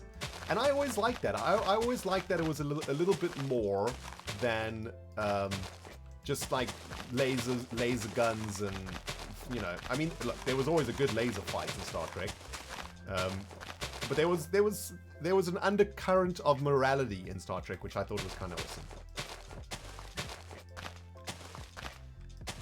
Yes, the Prime Directive. Exactly. I see there's some Trekkies in the house, my dudes. There's some Trekkies in the house. You love to see it. Shout out to all the Trekkies out there, man. Yeah, Daniel says it was really progressive for the time. I'm sure it was, because they were, you know, when you watch the old Star Treks now, if you put yourself back in those days, especially in America, it was quite a conservative environment at the time, you know? It was very very much like, you know, you don't question authority, you don't do anything weird. You just get on with your life, you go to work, you come home, you know, you have your white picket fence, you have your nuclear family, you know, all of that. Like that was, you know, what was encouraged. And Star Trek really sort of questioned some of that in very clever ways and so on. So yes, it was a very progressive series, and I'm sure it ruffled a lot of feathers at the time. But yeah, I mean, it's super cheesy and very cringe most of the time. But if you just look past the cringe and you realize that this was produced in a different era and a different time, it's actually really awesome. And, you know, I'd say give it a go. I don't know if, like, I don't know how I feel about the new Star Treks. I thought they were super Hollywoodified, you know, lots of violence and action and all of that, and kind of stepped away from what made Star Trek unique, I suppose. But, you know, you could clearly see that the producers and directors were scared of doing something cheesy, you know, like they were worried, I suppose, that the audience, the modern audience, doesn't enjoy cheese and wouldn't you know, accept cheese in the new Star Trek. Anyway, dudes, almost lunchtime for the Chihuahua. Don't really want to wake him up when he looks like this, though. You know, when the face is smushed into the wall of the basket. I mean, look how comfy he is right now, guys. That's ultimate smushage going on. Do I really want to wake that little bundle of joy up? Oh, God. But yes, it is lunchtime. Oh, geez, we're a couple minutes over. That's fine. Look, I want to sleep the night away first, all right? And then we'll go feed the Chihuahua. Looks like we got a beautiful Skizzle man in the house. Hey, Skizz, what's happening, baby? Skizz chilling with you fine people in chat today, guys. Hanging out. Hope you're doing good, Skizz. All right, let's, you know what? We'll yoink up some dirt from this here savannah, guys. Let's just sleep the night away, and I'm going to go feed the Chihuahua real quick, okay? We shall be back in just a couple minutes. Let's go hang out in the Prometheus with Rosie, and we'll be back in a few minutes, all right? Don't go nowhere, my dudes. Obi. Hold on. Is it dinner time, boy? Is it dinner time? He's so excited. All right, let's go. Let's go get some dinner. Come on, boy. Come on. Come on.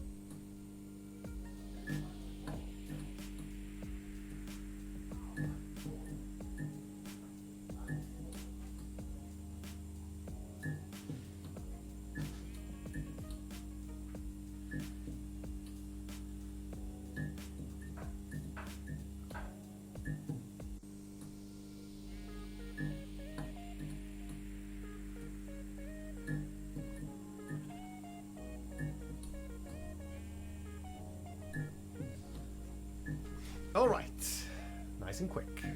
All of his food is portioned out, and all I got to do is chuck it in his bowl. So, boop. Super easy to feed the Chihuahua, guys. Professional Chihuahua feeder. Right, we're back in the savannah, dudes. We ran out of dirt, if you can believe it, and we're gonna have to yoink up a bunch more dirt. I guess we'll turn the volume down a little bit for this bit here. So anyway, what were we talking about? Oh, Star Trek, yes. Oh, I was thinking while I was feeding the dog about, so this all arised from somebody asking any movies to recommend, if I've watched anything of interest recently. And I mentioned the new Dune movie, which I thought was really excellent, and The Expanse, which is a great series on Netflix. Another one, and I mean, this is, you know, everybody's watched this one, but new season of Stranger Things. Oh, French Chef, mwah. Oh my goodness. Insane. I mean, there were moments where my jaw was on the floor. I mean, I couldn't believe what I was watching, man.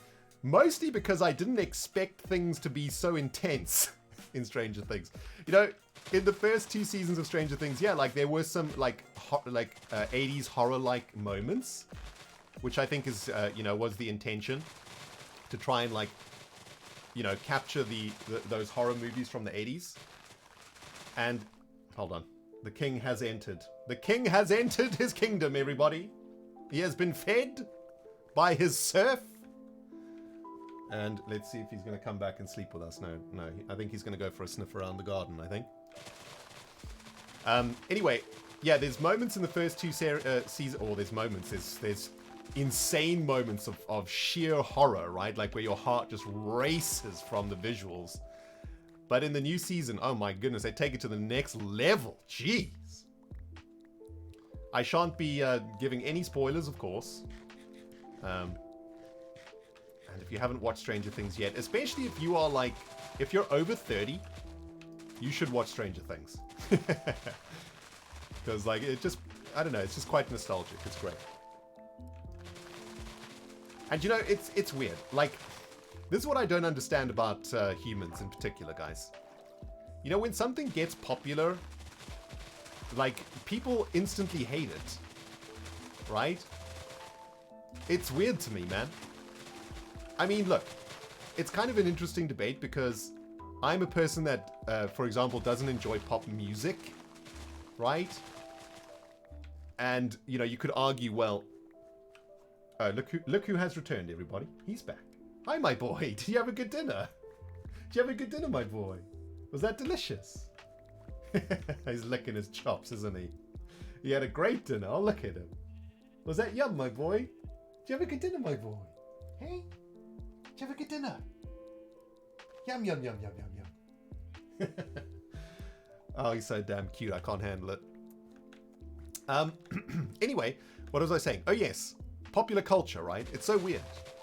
Look, I'm not a fan of pop music, okay? And the reason I'm not a fan of pop music is because I don't think a ton of artistic effort goes into creating pop music. Obviously, there is artistic effort involved in making pop music. Of course there is. But is there as much as, you know, more artistic music? You know, I'd argue no. Whereas the visual arts, right, I think is different than pop music. So I would say that Stranger Things is pop art, right? It is an extremely popular series. In fact, one of the most popular series in decades. Which means that it has resonated with millions of people all over the world and is super popular, right? And there's a lot of people out there, once Stranger Things started getting popular, who just dismiss it because of that. They're just like, oh, you know, I'm not going to watch Stranger Things. Like, you know, just because it's so overhyped, everybody says it's amazing. I'm not going to watch it. Like, obviously, it's just super overhyped. I mean, maybe everybody says it's amazing because it's amazing. You know? Now, making a series like Stranger Things is so much more of an artistic endeavor than making a pop song. You know?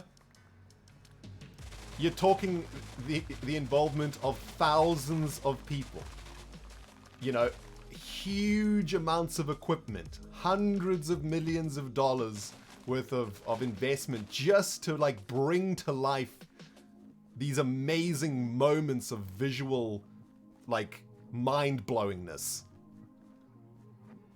So for me, like when a visual art, when people like start saying, this is basically how I choose how to watch series these days, right? Whenever I start seeing people saying, I'm not watching that because everybody's watching it, I instantly watch it. That's how I choose my next series. As soon as the sentiment turns against a series because it's getting too popular, I'm like, okay, that's next.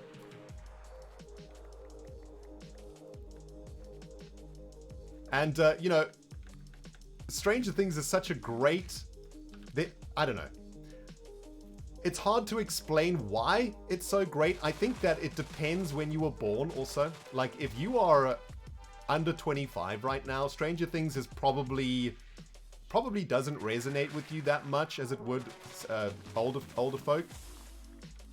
Because Stranger Things really captures a different time, right? It captures, and I think this really is the crux of it. It captures a time in recent human history before the internet, right? I've been thinking about this a lot while I've been walking Obi, right? Like, why does Stranger Things resonate with me so much? Why do I love it so much, right? When you watch Stranger Things, and the way that the direction is done in Stranger Things is it really puts you in a world that existed not long ago. I mean, we're talking 30 years ago, right? Where there was no internet. There was no mobile phones. If you wanted to connect with somebody, you basically had to either phone them on their home phone and just hope that they were at home, or you had to go to their house. Like, that was it. That was the only way you could connect with somebody, right? Whereas these days, you send someone a message on WhatsApp. If they don't answer immediately, people get cross, right? Man, that drives me crazy, man. If somebody like WhatsApps me and I don't reply instantly and they get upset because I don't reply immediately, I'm just like, you know what? Don't message me then.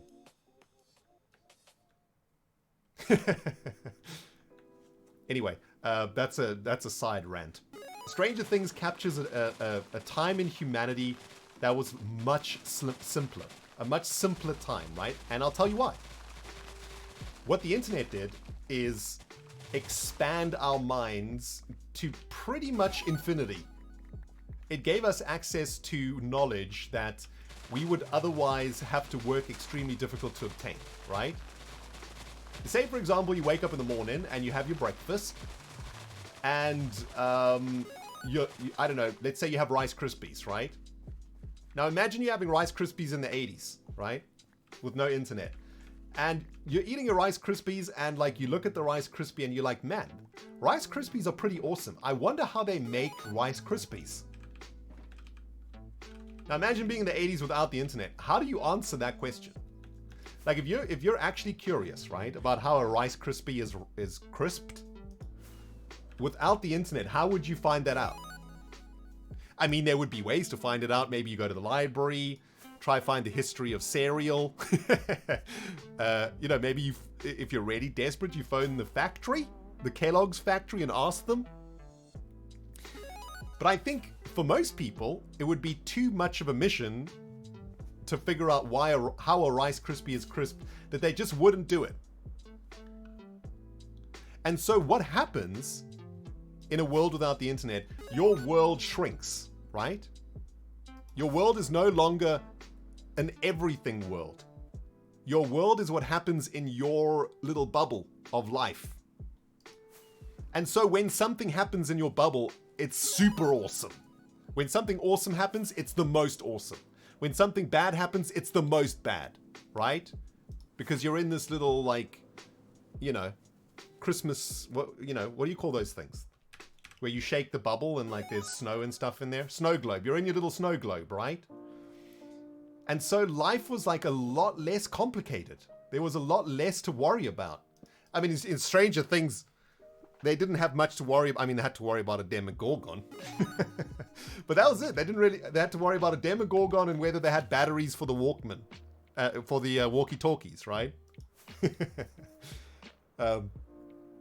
And yeah, Stranger Things is excellent because it visually, through the visuals and the music and the editing and the scenery and the sets and the costumes and the actors and the acting, it captures a time in humanity not long ago. You're talking about 30 years, not even half a lifetime ago, where life was literally so different. You guys who weren't around back then, I mean, I wasn't around back then in the 80s. you know, but I'm like from the 90s, so I can kind of get it. There wasn't a lot of internet in the 90s. But like, you're talking about a time period in history that is so different to today, man. Crazy different. Yeah. It's actually insane how different it is. And anyway, I think that's why Stranger Things is so good, because they really worked hard to capture that, what it felt like in that life, right? And in many ways, Stranger Things is like a metaphor for imagination. That's how I kind of see it. Like the imagination of kids, of innocent kids, right? Like back then where you know, you wouldn't spend your weekends, you know, playing Fortnite on a computer. You know, you would have to go play Dungeons and Dragons with your friends, or you would go play in the garden and you'd make up like games. You know, you'd have to live in your imagination. You know, Stranger Things to me, it, like, pretty much happens in someone's imagination. You know, like a kid's imagination from the 80s. Like that is what Stranger Things is. And yeah, it's just really great. It's a really great series. It's super cheesy, but in the best of ways. It captures all the most awesome cheese from those days. I mean, if you're a fan of like Back to the Future, Ghostbusters, you know, Miracle on 42nd Street, like, or whatever that film was, you know, The Little Shop of Horrors, like all of those cheesy ass 80s horror films, Gremlins, all of that, man. It just captures all of that. That is, in essence, the Stranger Things universe, is all of that awesomeness that happened back then. And it's great. It's really great. And, you know, if you don't know anything about those times, it's a really awesome way for you to connect with what your parents were like when they were kids. Because your parents are probably from that era, and, you know, that's what they would do. That's the kind of, those were the kind of kids that they were back then in those days. So anyway, that's enough about Stranger Things. It's just like one of my favorite series for a very, very long time for many, many reasons. And I just think it's so brilliantly done, and just really a marvel of modern filmmaking and writing more in particular. You know, it might not have like the most groundbreaking graphics and special effects and all of that, but really excellent writing, and important writing, I think. A reminder that, you know, good stories can still be told in ways that aren't just super Hollywooded up and super violent and, like, you know, I don't know. It brings cheese back in the best of ways, I would say. Anyway, there's been a lot of beeping going off in my ears over here, guys. Notification machine has been broken by Shadow Panther 94, coming in hot with 25 gifted subs directly to the face. Thank you so much, Shadow P, my dude. One of the top, most generous contributors here on the channel, guys. And Shadow P's been keeping on the lights around these here parts for years now. And a very important part of my Patreon community. Thank you very much, Shadow, my friend. Appreciate ya. That reminds me, guys, want to say a big shout out to everybody on Dogcraft right now. That is my official Minecraft Survival Java Edition 1.18 fan server. And, well, it is a fan server that exists for all Rendog fans from all over the world, guys. It's 100% free for anybody to join. You got to be 13 years or older, though. And we have a fantastic community. I believe we have 4 survival servers running right now, so you can choose from 4 different survival worlds to join. We have an incredible mod team that looks after the place. Super family friendly. We don't tolerate any toxicity or bullying. And it's just a great place to play Minecraft, man. If you've been thinking about like trying multiplayer Minecraft, I'd say give Dogcraft a go, or go and check out any of my fellow Hermits fan servers. Everybody's got a fan server these days. But Dogcraft is an OG, man. We've been running Dogcraft for almost 10 years now. And it's still going strong and just getting stronger. And very soon, there's going to be some big improvements on Dogcraft too. We're going to start doing some Dogcraft shoutouts on YouTube. And that's going to dramatically increase the number of players on the server too, which is going to be great. At the moment, we've been taking it a little bit easy. I don't shout out the server that much because I don't want it to get like overwhelmed with players. And at the moment, we have about, on average, I would say between 30 and 50 players on at any one time. So that kind of gives you an idea. And that's over 4 servers, right? So say 50 players over 4 servers. Each server maybe has, you know, 10 to 15 players on it. So yeah, it's a lovely little community of Minecrafters to go and hang out with, guys. And we have our own Discord, and that's where all server-related things are coordinated on rendog.gg/ wait, what? Discord.gg/rendog. That's the one. You know, people will post the information in the chat. Go check it out if you're interested, my friends. Go check it out. And of course, if you are a Patreon on Patreon, we do have a Patreon server too that is available to Emerald Patreons, Emerald and Diamond Patreons. So it's a more adult-focused server. It is 18 plus only. And there is a bunch of amazing adults, including a lot of the contributors here on the channel that hang out there on that server. And if you want more information about the Patreon server, Beowulf is your human being to talk to. They can fill you in on all of that jazz. And all of this is available through the Discord. So, yeah, if you're interested, check it out. If you're not, that's totally cool. Right, that's a lot of blocks placed and a lot of nonsense talked about over the last half an hour. Let's see where we're at. And thank you very much, Shadow, for that gifted sub bomb there. 25 gifted subs. Insane. By the way, I missed a whole bunch of notifications like 15 minutes ago. Skizzle, man, with the 5-month resub. Love your face, Skizz. Ready Rainfire with the 60 months. Stormageddon is back at it with the 31 months, but Storm's been around much longer than that. Hey, Storm, what's happening, my friend? Kiwi's here with the biddies to the face for Ovi. And River Plasma's here with the 45 months. Talking about the OGs coming out to play today, guys. Hey, River, what's up, man? 45 months, thanks for being so amazing, my dude. Hardy face, straight back at you, my friend. And what else did I miss here, guys? We missed another sub bomb here from MC Leslie, who hit us with a very generous donation earlier on, too. Thank you, Leslie. You're spoiling us today. Appreciate you, baby. We've got Mystic Builder here with a tier 1 sub. Also, an added Sparkle 24-month, 2-year resub. What's up, Sparkles? Thank you very much. That's not Captain Sparkles. That is added Sparkle. A better Sparkle, okay? Boomer Slurry, 49 months. Another long-time OG Patreon in the house. What's up, Boomer? And Unknown with the biddies to the face. Greetings from the Dogcraft server. Hey, Dogcraft server. If anybody from the Dogcraft server is out there, let the people know how awesome Dogcraft is. Let them know in the chat.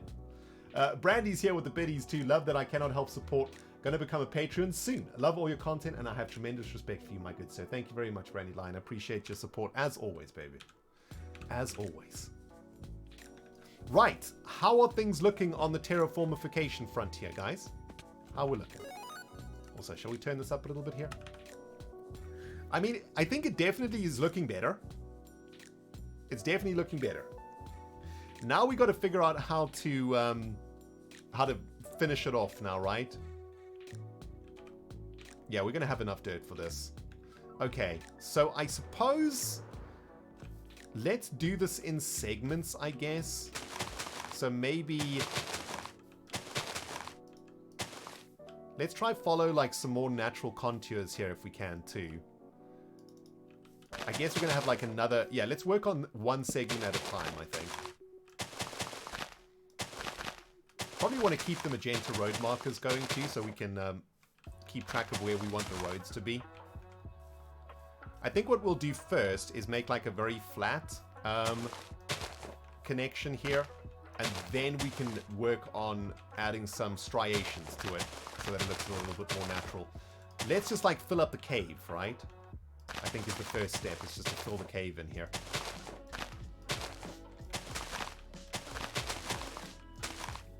And we can be quite liberal with the dirt placing here. We don't have to think too much about it.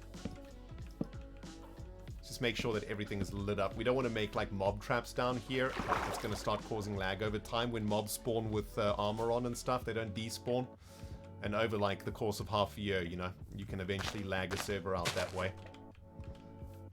So we just play this nice and safe. And let's just make sure we sleep here too. Yo, Unknown, thank you very much for the biddies. Don't listen to Storm Dragon. Akita is the best server. Yeah, we've got, on Dogcraft, we've got 4 servers named after dogs. The original being the Husky server. We have a Beagle server, an Akita server, and Dogcraft is, what's the 4th server? Is it Bulldog? Do we have Bulldog yet? I don't think we have Bulldog yet, right? Yeah, those stinking mob traps, man, they suck. Labrador, that's it. That's our 4th one. Yeah, we got Labrador too. So hopefully we'll get even more servers over the course of the next few years. You know, it would be great to get to, I don't know, like, I don't know, 11's my favorite number, right? So 11 servers, that would be great. I mean, we've got to have a Chihuahua server at some point, of course. Speaking of Chihuahuas, let's have a quick check-in. Not quite face smush, but close. Looks like tail smush. He looks like a little rat, doesn't he?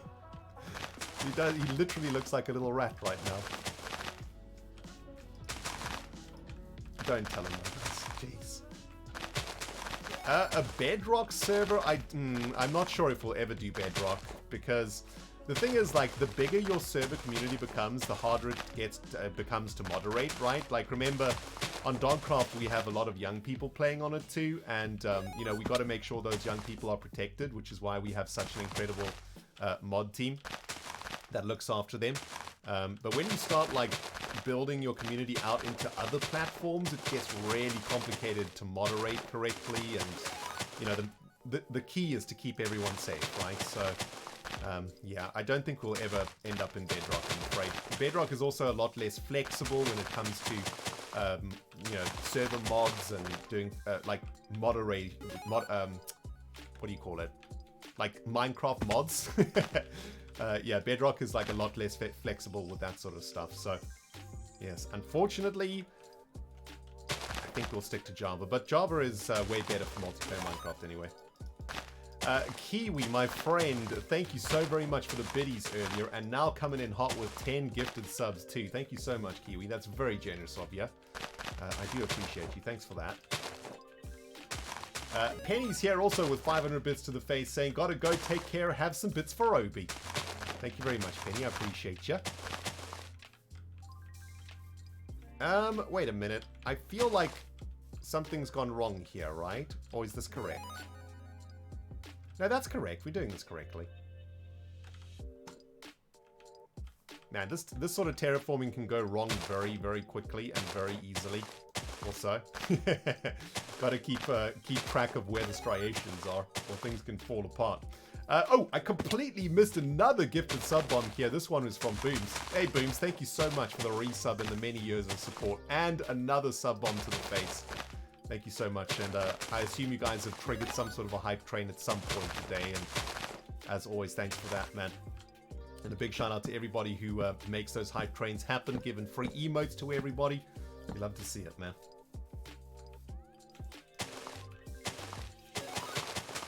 Alright, definitely not the most natural striations, but a good start, I would say. You know, like these areas here, these are very square. We have to sort of, if you imagine like in Photoshop or something, when you have a smudge tool, you know, you almost want to come and smudge this, right? You want to smudge these lines, but the way that I like to do terraforming, I like to do the setup like this first. Just get the foundation down and then come and smudge afterwards. I know it probably results in like extra work, but I don't know. I'm just not good enough at terraforming to just be able to do it like straight off the bat. I mean, you watch Scar terraform, you know?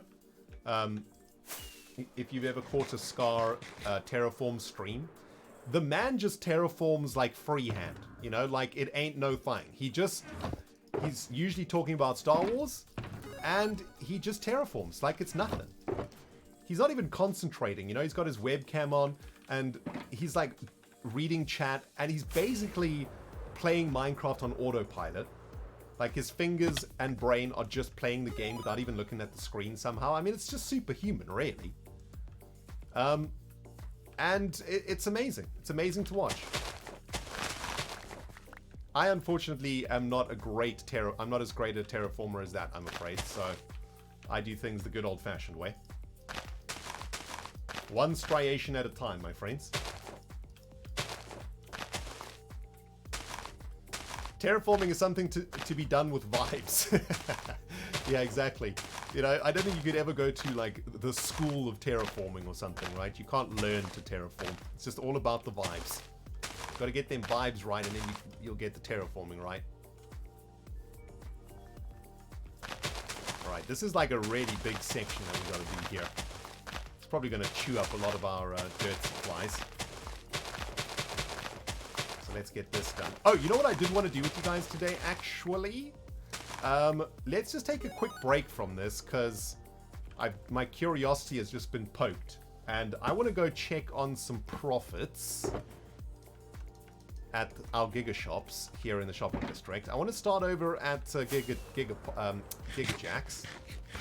See if we've managed to get any sales. Let's go have a quick look inside Giga Jacks. I'm just curious to see if hermits are oh! What? Okay, I 100% didn't expect to see that. Because the last time I checked, there was 0 sales. By the way, guys, can we give a big shout out to the moderator crew in the house tonight, man? And a special shout out to Multiple Mean for the 52 months, who has been helping me look after my Twitch channel for many, many years now.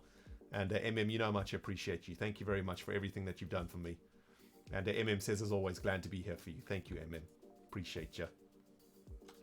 Oh my goodness, guys. Insane. I can't believe it. Wow. Wow. Someone went nuts. Dudes, who went nuts? Who bought all the pumpers? My goodness, those jack-o'-lanterns sold out. Okay, no one bought... We have to restock, dudes. We got to restock. I mean, I don't have any extra stock. Like, that's it. I mean, I didn't expect to have to restock so quickly. Amazing. Oh, geez. Okay. I don't actually know if we have any more stock, though, is the problem. We're going to have to use some Gigalog shulkers for this. Let's go to Gigapies real quick, see if there's any pumpkin stocks left. Jay Harvey, thank you so very much for the biddies, dude. That is quite a lot of bits to the face, man. I appreciate that. Thank you. That's very kind of you, man. No message with that from Harvey, but thank you, my friend. That's great. Dudes, I am so happy. I can't believe that is the most amount of profits that any of our shops has made so far in Season 9. We didn't make a lot of profits from Gigapies. Gigalogs we share with Corrales. Giga Jacks is our own venture, right? And actually, I'm very, very impressed. I am very impressed indeed. Let's check the factory real quick. That's not looking great for a resupply, is it? That isn't looking too great. Do I have any extra pumpkins? Okay, okay, hold on. We might be able to do one restock. That's one shulker full. Oh, hang on. All right, we're good. We're good with stock, guys. I didn't realize that we actually had this much over at Gigapies. I think that's going to be it, though, right? Yeah, that's it. Oh, my goodness, guys. Insane. Wow. That's so awesome. How do you do that group move stuff? Oh, man, I love... Dudes, you know what makes me happy? I'm so happy when I change Minecrafters' lives for the better. I love it when I teach you guys tricks in Minecraft that literally make your life in Minecraft better, because it literally saves you hundreds of hours when playing this game. We've had a question. How do you do the thing where you move a bunch of blocks from one inventory to another inventory? Okay, let me show you. Super simple, okay? If you open an inventory like this, and you want to move one type of block into the inventory, so I want to move all these grass blocks into this inventory. There's a number of ways you can do it. You can manually do it one stack at a time with your mouse. You can hold down Shift and left click, and that'll move them in if you hold down Shift like this. Or you can pick up any other block, so we'll pick up the torches, hold down shift and double click on the block type you want to move. Same from this inventory back into the hotbar, just double click on that block type. Say I want to move all of these torches, I can move all the torches like that, right? We want to move all of these torches back into our inventory, just pick up a block and then double left click on the block that you want to move. And that's it. Easy peasy. It's a pleasure. Your life has been changed forever. Oh man. Thanks again, Jay, for the bits, and thank you, MM, for the 52 months and many years of support, baby. Stormer, you know the skills we got, baby. You know. Your life has changed. Dudes, I promise you, that one little trick will save you so much time in your life. Oh, man. So remember, hold down shift and left click to do one at a time, or just pick up a block, hold down shift, double click. I don't know if this is a Bedrock thing. I wouldn't be surprised if it's not a Bedrock thing, because Bedrock, I don't know, for some reason doesn't like to do those sorts of things for you guys. Bedrock likes to make you suffer. Okay, well, I'm not sure what we should do now, because I do want to do some restocking, actually. Let's do some restocking, because my eyeballs are starting to hurt from looking at all that dirt. We are going to have to yoink out some... Yeah, let's get our peer pressure and the Giga Shears out. These ones are almost broken. And yeah, I guess we can shear pumpkins until we run out of shear action. And I like to do this on top of the Giga Jack's factory, because I don't know why. It's just fun. Alright, so we'll shear all of these. And the way that we do this is in the offhand. Pumpkins in the offhand, shear in the on-hand, and we're just going to make a giant pillar of these all the way up to the build limit, which is 300 blocks. So now I can take a little bit of a break from placing blocks, and I can read some chat. Foo says, don't forget you have a rather large pile of jack-o'-lanterns in front of Gigapies. That's a good point. Yes, that's literally free stock. Uh-oh, hold on. Oh, okay. Jeez.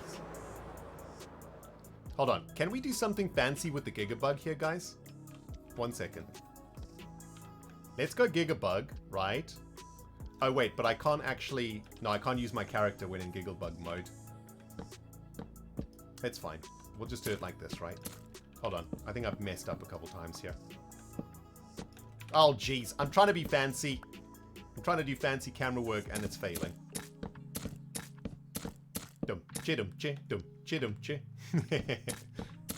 It literally makes music. It's great. Alright, we'll do it like this.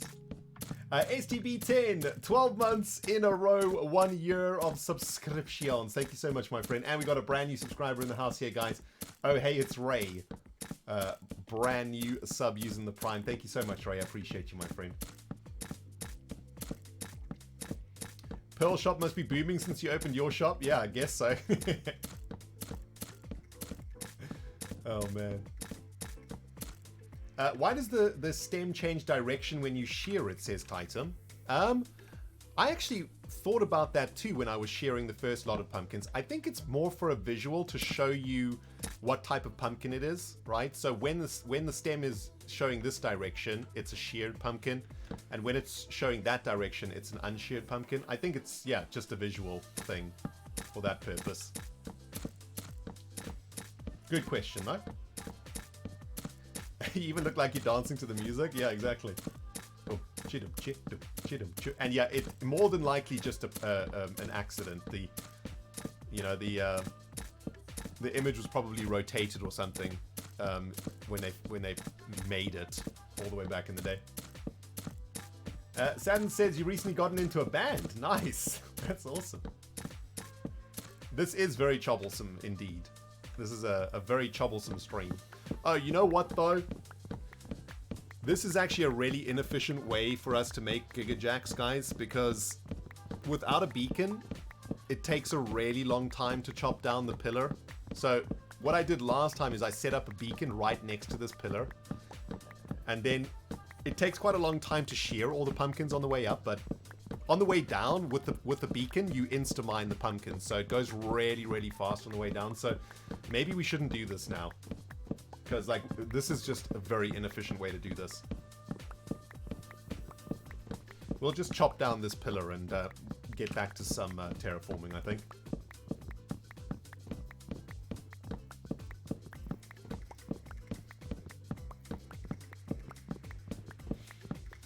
When you... Oh, you know what? Chaos is actually a really good answer here, guys, for the question, why is the stem in a different direction? It's because when you make a jack-o'-lantern, you cut the top off and put it back on different. That's so true, right? Like when you make a jack-o'-lantern IRL, you cut the top off, you make like a little hat, and then you cut the eyes out and you empty out the pumpkin, and then when you stick the hat back on, maybe the stem is facing in a different direction. Yeah, that's really clever. I think that's it. I think you nailed it. I think that's actually it. That's crazy. Awesome. The only other problem doing this is all the seeds that you get. Very annoying. You get so many pumpkin seeds. Should definitely sell pumpkin seeds in the shop, I think. Alright, I tell you what. We'll come and do this a bit later. Let's get back to some terraforming. That's going to take too long. And honestly, I can't be bothered to set up the beacon now. It's too much work. It's far too much work, man. Alright. Let's get Obi-Cam off for a little bit too. Let's leave him alone for a bit. And get back to some building here, guys. Where is all our dirt gone? There it is. Okay, sweet. Well, let's settle into a little bit more time here. We've got about 20 minutes or so to go in the stream. And let's see if we can get this all finished. That would be ideal. Yeah, let's keep it troublesome in chat, guys, okay? Let's keep the chat troublesome today, please. Oh yeah, we can turn the seeds into bone meal, Duena. That's a very good point. Good thinking. Very good thinking. I suppose if we sold the seeds, nobody would buy the pumpkins. I guess, but they then... I mean, you know, they got to grow their own pumpkins then. Like, that's a pain in the butt. I think it's good to sell seeds because... you know, pumpkins are really great for decoration too. You know, you plant, like, say you're making a farm build and you have like a pumpkin patch in it or whatever, right? You know, pumpkins look great. I mean, we have it over at Gigapies. We've got pumpkins growing in front of Gigapies. You know, you need the seeds to do that. But I suppose if hermits want seeds, they can just buy pumpkins and then turn the pumpkins into seeds also. So yeah, maybe selling seeds is pointless. All right, I've talked myself out of it. Yo, that Tystev, I think I've said your name correctly. Thank you so much for that gifted sub, my friend. That's very kind of you. And Fresh is in the house, also a long-time supporter in the house, guys. 5 gifted subs to the community from Fresh. Thank you, Freshers. Love your face. Oh, goodness, the voice is falling apart. This is where it gets a bit tricky, though, guys. Right? Like, I don't know what we're going to do here, because this is digging into greens. This hillside is probably going to have to bend a little bit. You know what I'm saying? Like, we're probably going to have to shave. Yeah. It's probably going to have to do this. Let's see. If we bring it to here, then each segment is going to be shaved by 1.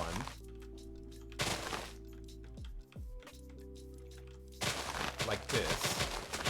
That should give greens a bit of space. How's that?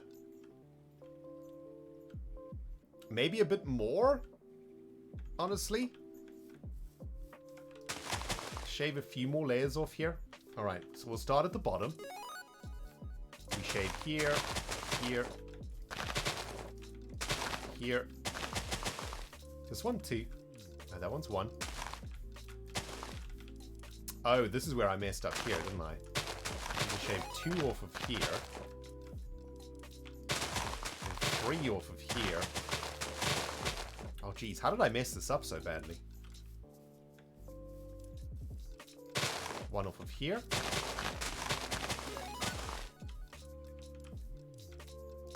1 off of here.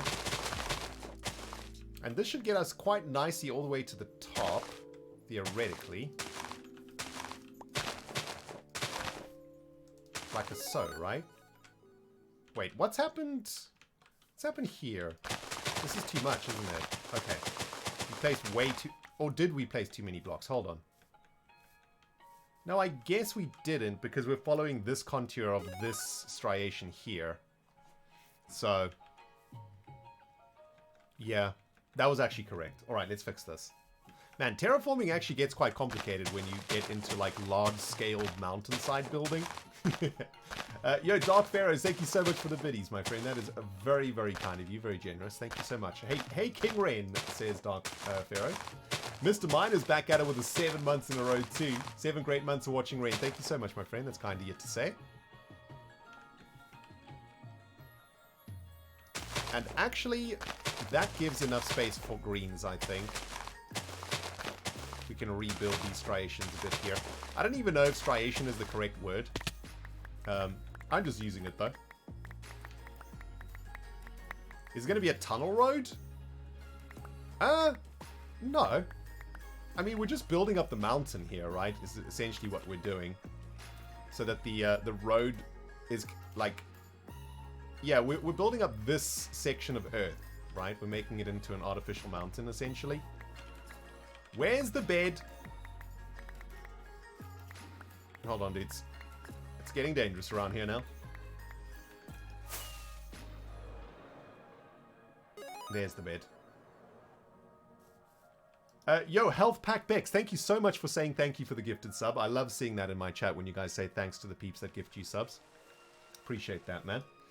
Princess is here with the 32 months in a row. Terraforming, it's a love-hate relationship. It's annoying yet satisfying. Yeah. That is exactly how I would describe it. That is exactly how I would describe it. So I think what's going wrong here is... wait a minute. Have I completely messed this up? I think I have. Because this is where this top striation ends here. So this one... yeah, I have messed this up completely. Nice. This one's got to be on this level, right? Alright, I think we're back on track. Yeah. I did kind of mess this up. That's fine, though. I think we can pull it back quite easily. The trouble is we're going to lose a bunch of dirt here, too. And we're going to have to pillar up here to collect dirt. Oh, jeez. Yeah, this is where it gets complicated. Plus, we've been streaming for a while, so the brain is malfunctioning slightly. Tell you what, let's be smart. That's how we want to do it.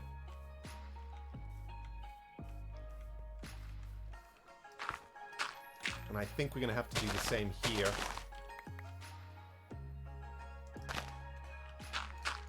Alright, let's get the curvature done, and then we can come back and deal with the green situation, I think. I think we got ahead of ourselves with the green situation.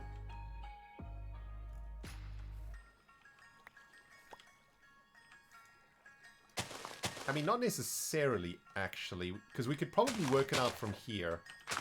Actually, let's do it from here, right? So that goes there. This goes here. Alright, there we go. We pulled it back. We pulled it back. Okay. It always feels so good in Minecraft, right? Like when your brain is able to figure out the solution to what seems to be an insurmountable building issue. Speaking of which, we probably want to come down here because this is where road begins. Yeah, so we're going to come down to here.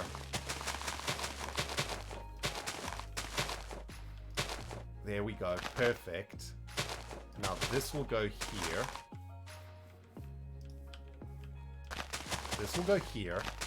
And if we kind of work this out correctly, we do a few blocks out for this striation. Are striations in muscles, or are striations also in terrain? I mean, I didn't do geography at school, but I kind of remember geography class where the teacher showed us maps and then you see like the lines that indicate when a mountain is steep or shallow. I kind of remember those being striations. Is that the right word, guys? Peanut Gallery's in the house here with the biddies. Thank you so much, PG. The green situation sounds like a John Grisham novel. Don't mind me, I think I've worked in libraries too long. It certainly does, PG. It certainly does. Hold on. What's happening here?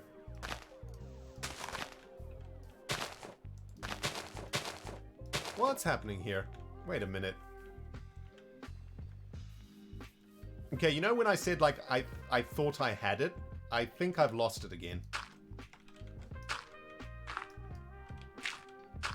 Oh, the topography. That's it. Yeah, the typographical map. That's the word my brain has been trying to remember, JT. Topography, not striations. Contour lines, is that the official geography term, contour lines? Are they not topographical lines? Are they contours? That's another nice word. We've had a couple of lovely English words used in stream today, guys. Earlier on, we used the word fetid, which is one of my favorite English words.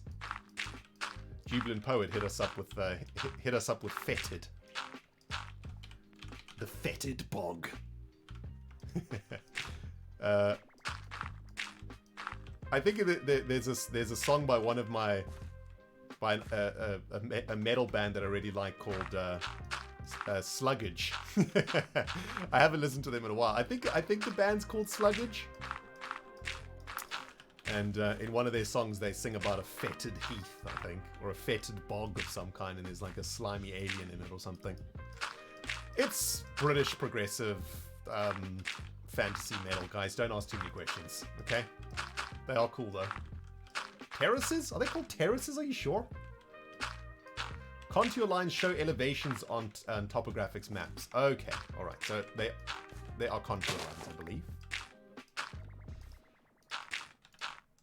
I mean, like in school these days, do you guys even look at traditional maps, or do you just use Google Maps on your iPads?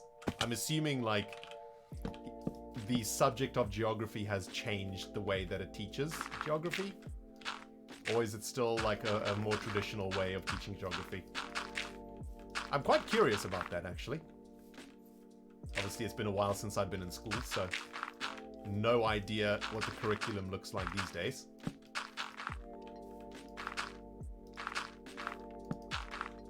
All right, so these contours, this is where it's going to get tricky. Let's try and work out the contours here. Still fairly traditional? Okay. You're looking at regular maps? Nice. Discombobulated is also one of my favorite words. Yes, indeed. I love it. To be discombobulated. I think in Season 7 we were being discombobulated by the time machine, weren't we?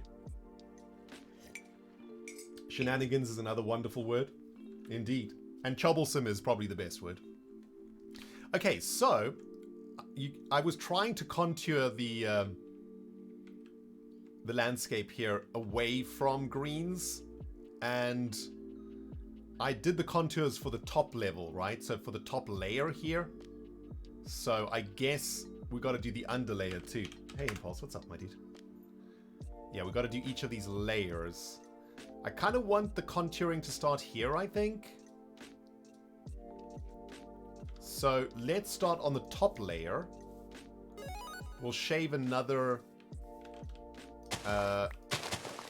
single block off from the top layer like this.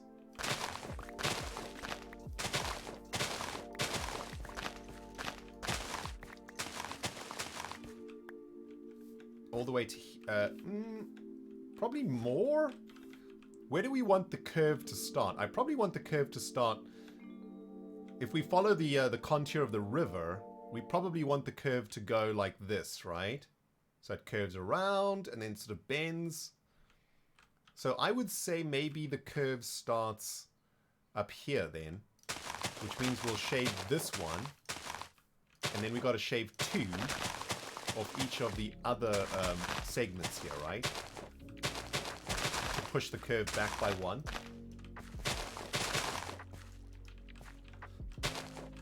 We've got to hit full concentration mode now, guys.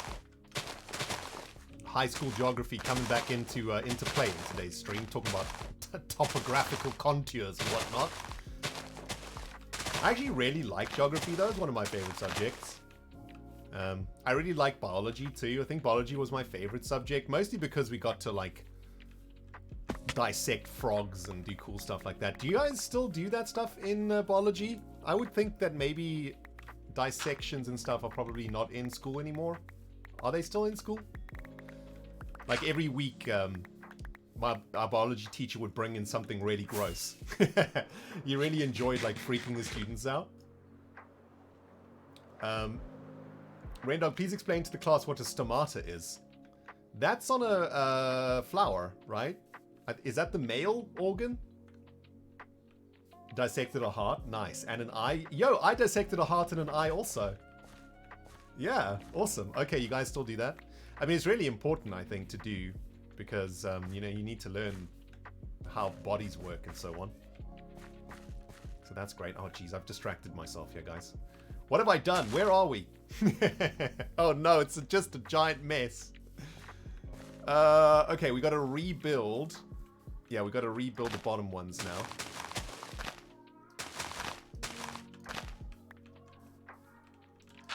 All right, so yeah, so nothing has changed in biology then. I see a lot of you guys at school are doing all the gross stuff. But yeah, I had a biology teacher who used to love freaking us out every week. You know, used to bring in something like really weird, you know, pickled fetuses and things like that. He was a bit of a maniac. And one biology class, like we came in, and at each of our stations was lungs with the trachea. So it was 2 lungs attached to the trachea, right? Pretty gross, to be honest. I think they were like sheep lungs, I guess.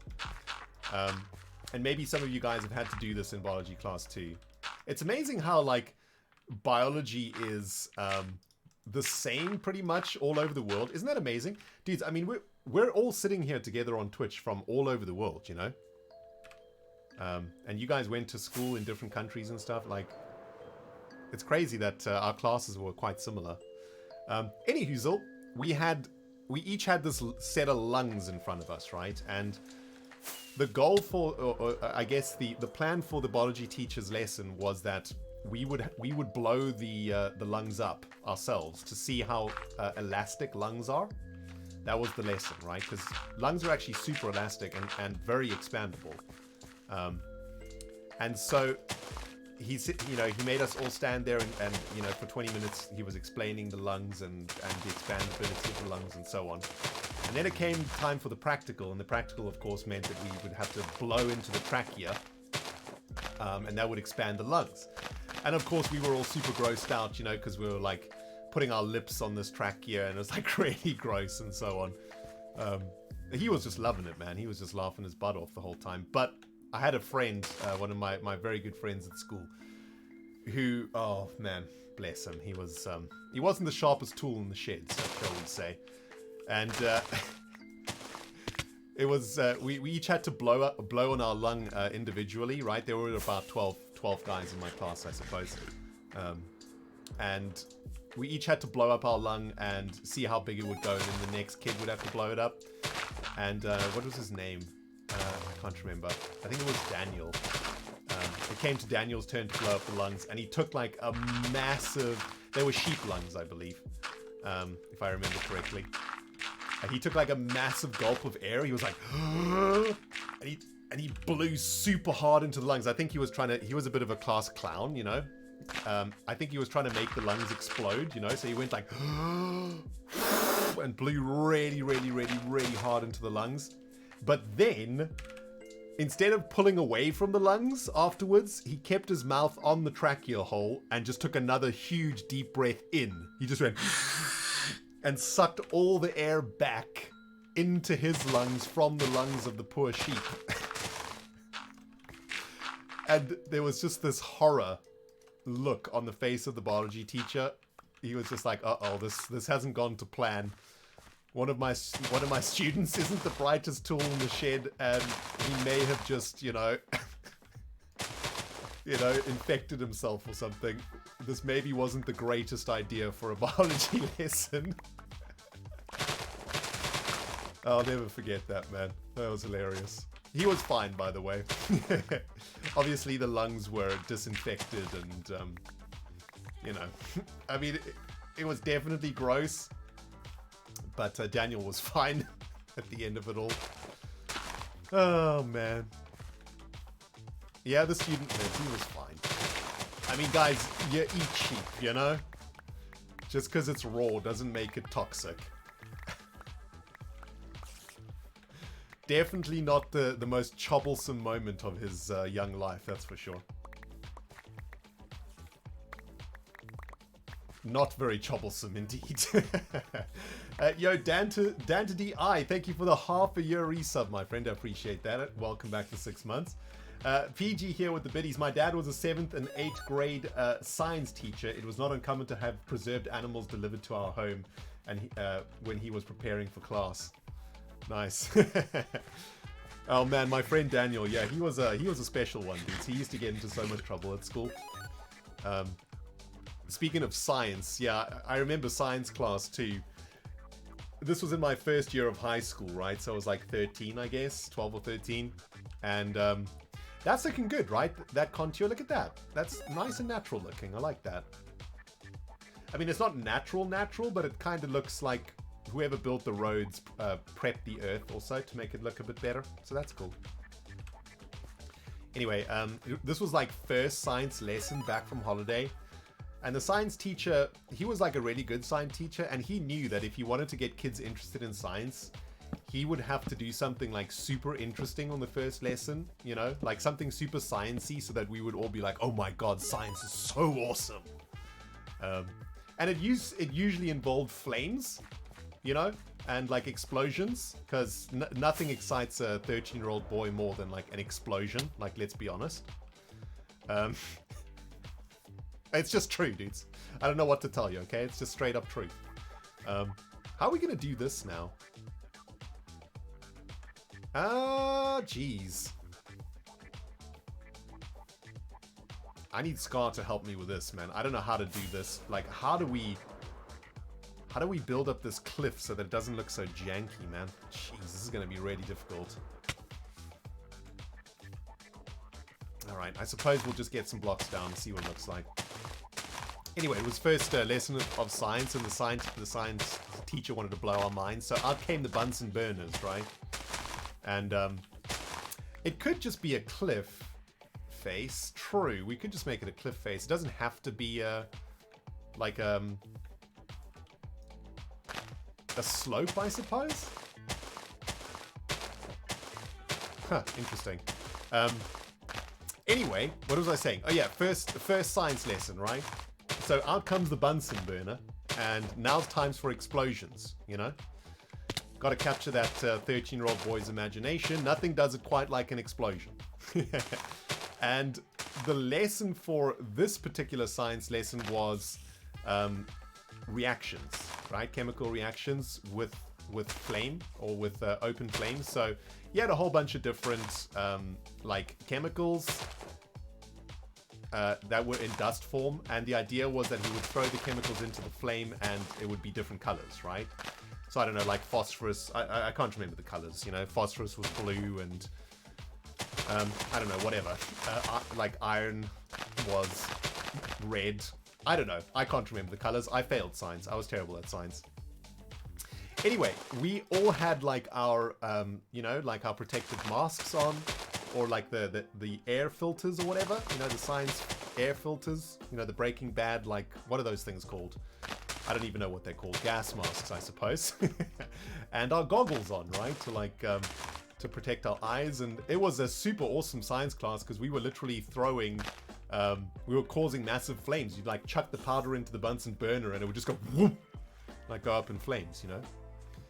And, well, my good friend Daniel, oh bless his heart, he was having a great time, but every time he threw the dust, he was getting like a little bit closer to the Bunsen burner. And at one point he threw like a particularly explosive bit of dust onto it. Yeah, a respirator, that's what it's called. Or your PPE, yeah. And he was like, you know, within half a meter, I suppose, of the Bunsen burner. And I think he probably just chucked way too much powder onto it. And this massive fireball went up and burnt his eyebrows off.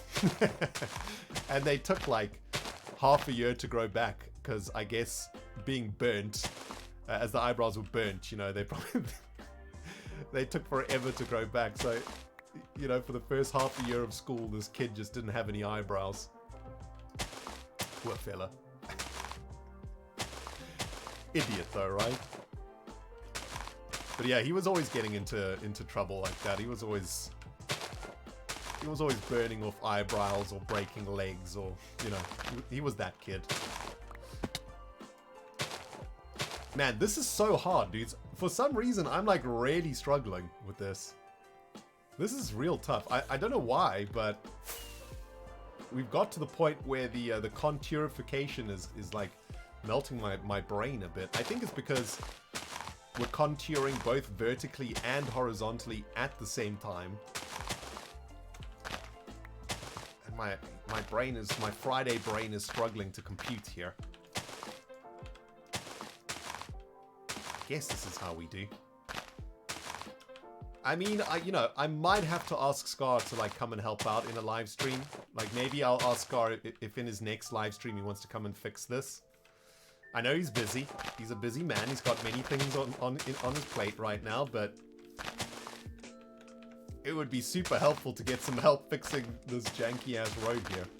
Maybe there is a better way to do this. If we work on the contours from the bottom up, maybe this is easier. By the way, guys, thank you very much to Arcezor for the 5 gifted subs. I think not a moment ago, or a little bit ago while I was talking about Daniel. Thank you very much, Arcezor, for yet another sub bomb today, my friend. Appreciate that. Maybe if we do it like this, from the bottom up. Thanks for that, Arcezor. Very kind of you, man. Blaine says, one time I was using my hexane for something and I accidentally spilled the bottle of it on the counter and floor and then accidentally knocked over the flame I was using and a giant fire spread across the chemistry class floor. I did manage to put it out, but the chemistry teacher announced she was retiring a week later. Oh my goodness. Oh, that's insane. That's an insane story. Huh? That would make any teacher retire, to be honest.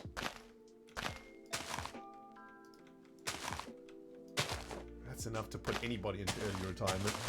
Entire class of children almost went up in flames. Oh goodness, man. That's no good. Alright, actually, I think we might have cracked a little method here, dudes. Right? This might be a little method that we cracked open here. Let's just sleep.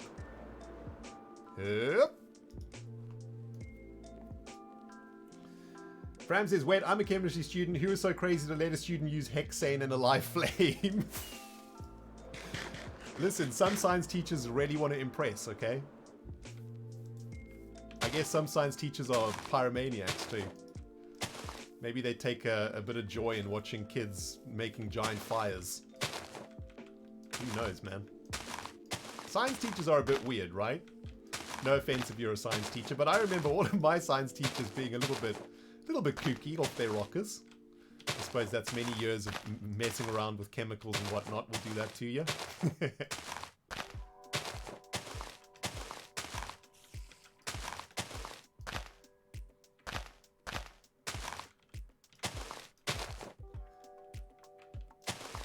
Alright, here we go. This is looking good, dudes. This gradation is looking quite troublesome, if you ask me. I will say that we have certainly chobbed a lot this stream, have we not, my friends? This has been a chobtastic chobification this afternoon. It's been much chobbing, and I am very chobbed to have chobbed with you all this afternoon. I am very grateful to have chobificated with you all. How many versions of chob can we make, guys? To chob, to have been chobbed, to chobificate, to chobify, chobification, chobmatic, chobsome, the original chob. Chobalarius. Choblificatory. Chobblestone. Chobbed.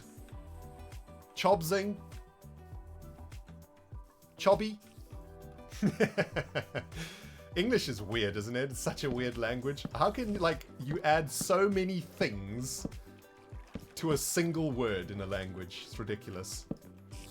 Right, this is all about to go dark, so let's just make sure that we don't make a mob trap here.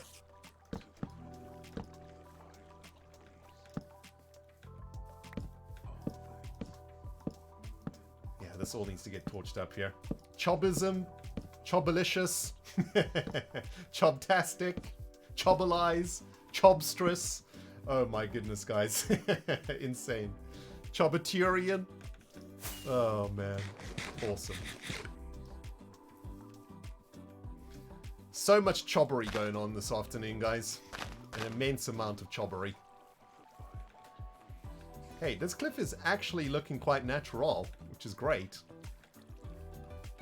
Here, I think once we start working on this section, this is where it's all going to come together.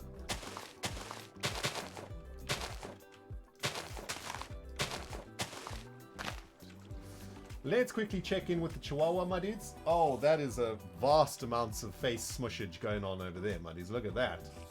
Face literally smushed into the wall of the basket. Eyes covered from the sun's glaring rays.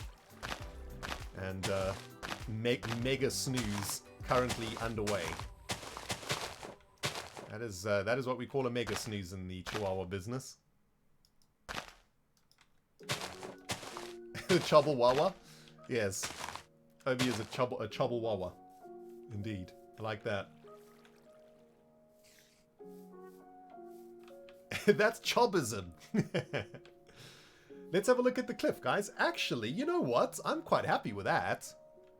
I mean, it's not scar-level terraformification, but... Or should I say it's not scar-level chobbleification? Chobble-wobbleification? But it's not bad, I would say. Once this connects over here, I think that's actually going to look pretty decent. I mean, we probably connected right now, actually, at this level. This can get flattened out here. How much? Okay, we still got a bit of dirt left. Gonna have to send a screenshot to Star, right, when we finish this.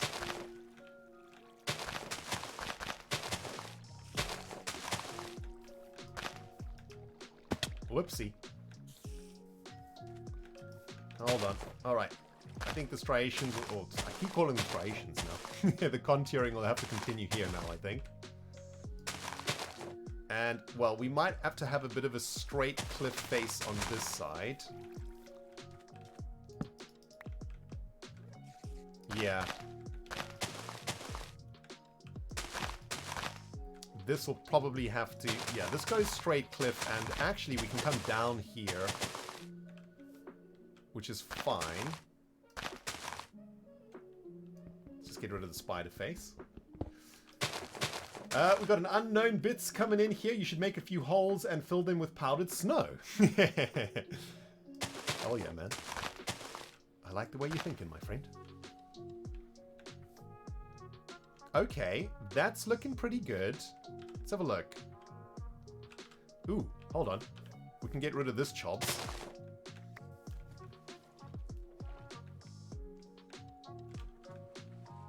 Let's have a look.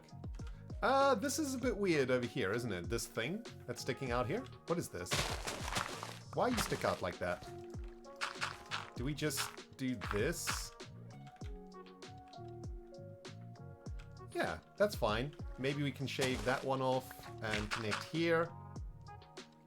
Alright, sure. That works. That works. And then I guess we probably want to... ooh, I have an idea. Let's do this. Let's follow the original vanilla rendering of this landscape here. To get us up to the last little bit here. I think this will work out quite nicely, actually.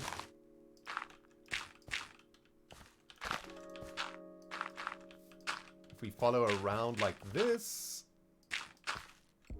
Wait a minute. We don't want to go too far, right? We want to go to about here. Yeah, okay. So maybe like this.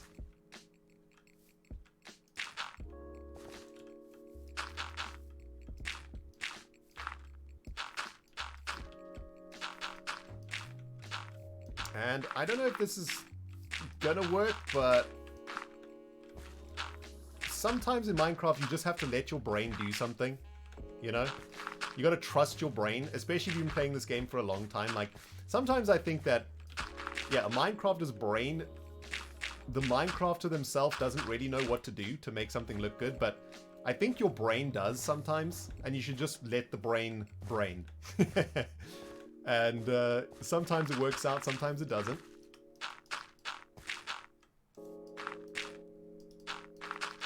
But I have a feeling this might be one of those times where this works out. Although, this is going to be like a really straight cliff here, I think, if we carry on doing it this way.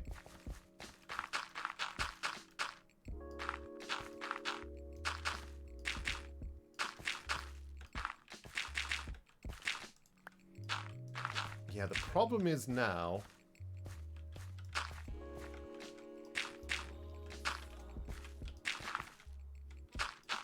I guess, like...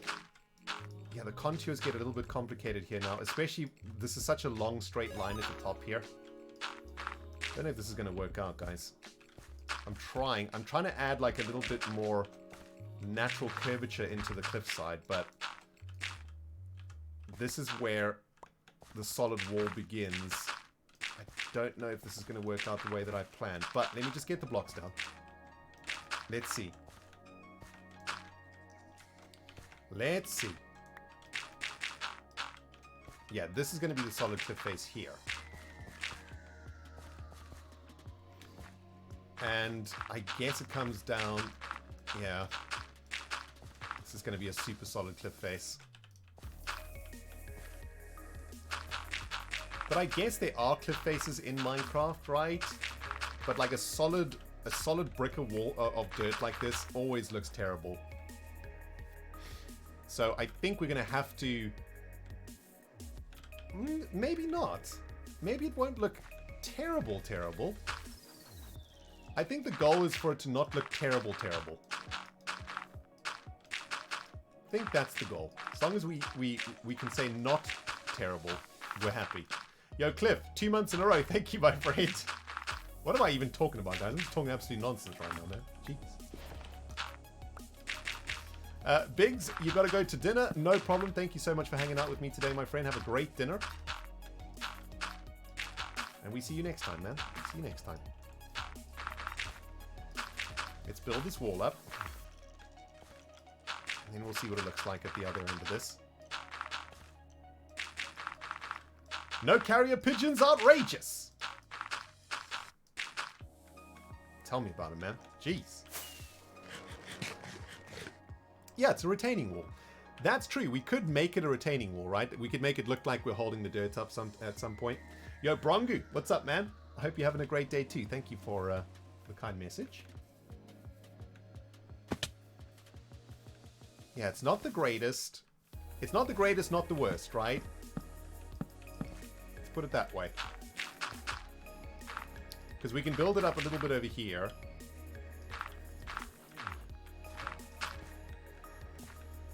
If we finish this bit here.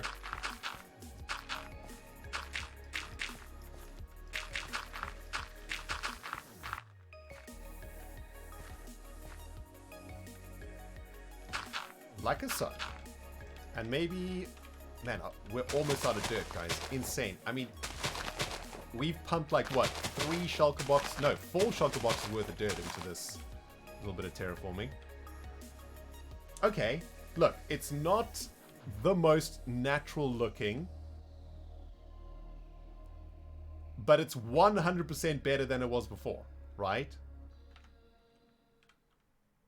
Alright, I'm going to take a screenshot for Scar. That is 100... Oh, jeez, I'm pushing all the wrong buttons. Hold on. Alright, there we go. We're back. Yeah, let's have a look, guys. Mud dudes, we got DTG Kosh in the house. Hey Kosh, what's up, man? Hope you're doing well, sir. Hope you get some time off this weekend. I assume you've been working this afternoon.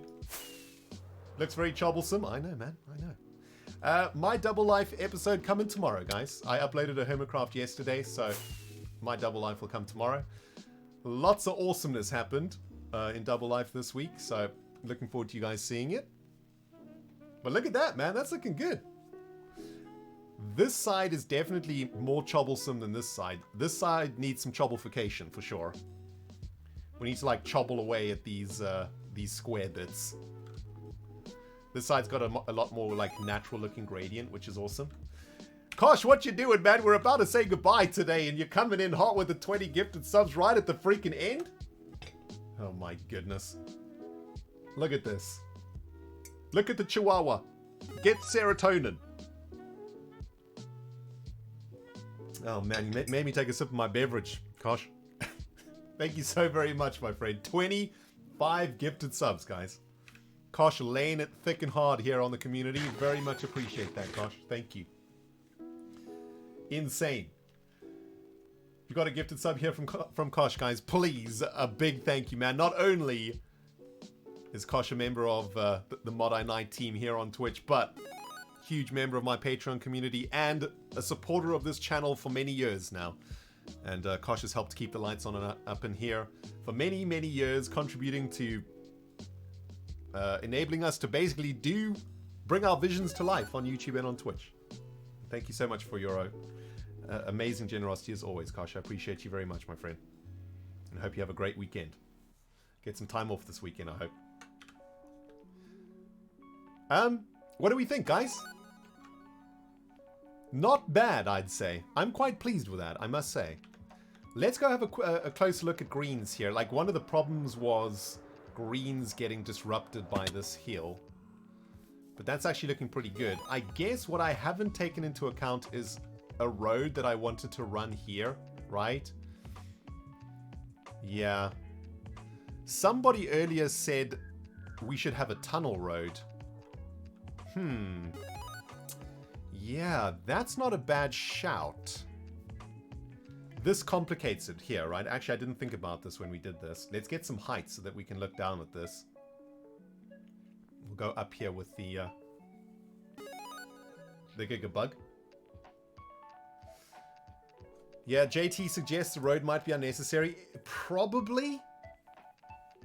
You kind of need the roads to separate the plots though, right? Because I guess we want a road here that follows here, right? We want a road to come all the way out to this boulevard here. I mean, we could make the road run along the river instead of being straight, right? So this road will bend around greens. Then it'll fork this way along the edge of the river. And then maybe the road could follow the river. We could shrink the river a bit too here, right? We could shrink it a bit so that we can get a road in there. Or we could just have roads that end. So this road could end here. This road could just end here. And this road... Yeah, this road could still do the bendy around. Yeah, JT, I think you're right. Like, maybe those roads are unnecessary. I wanted to have another road in here somewhere to separate the plot, but maybe this hill is... Maybe it's too difficult to build a shop here, so maybe this just becomes like you know, like a feature. A waterfall or something like that. Alright. I think we can do something with this from a road perspective. We just need to... we need to be a bit creative about this, I think. That looks way better though, doesn't it? Let's get another screenshot for Scar from up here. Nice. Very nice. I suppose we can finish it off here. Although this is where the other road is coming now, right? Yeah. Yeah, we could probably squeeze a road in here, right? Around the very edge.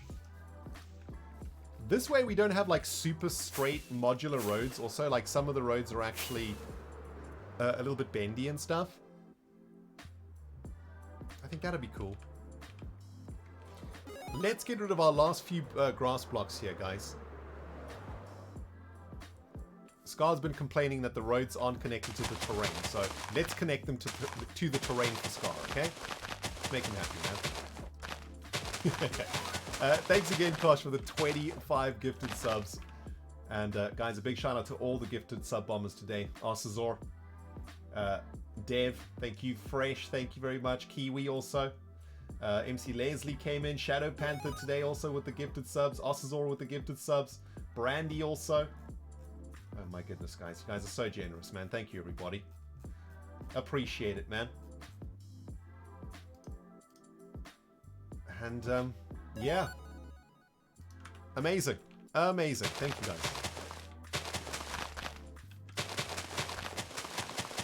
And yeah, dudes, that is probably all we're going to do today. I need to still get some editing done on my Double Life episode so I can get it out for you guys. Been a very busy week, lots of things happening, lots of shenanigans afoot.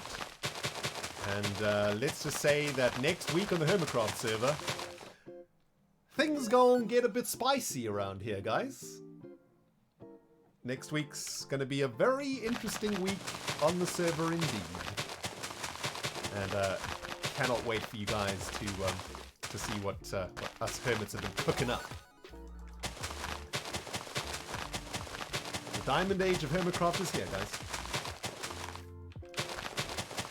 Tweets be tweeting, shenanigans be shenanigansing. It's been a good time this week, man. It's been a good time all round. We love a bit of a shenanigan over here, don't we? All you OG Rendog fans, you guys know from back in the day. Those episode 69s, man. Good times. Good times.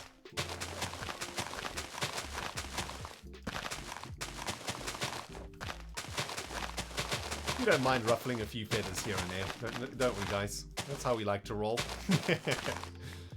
Nothing like a good ruffled feather.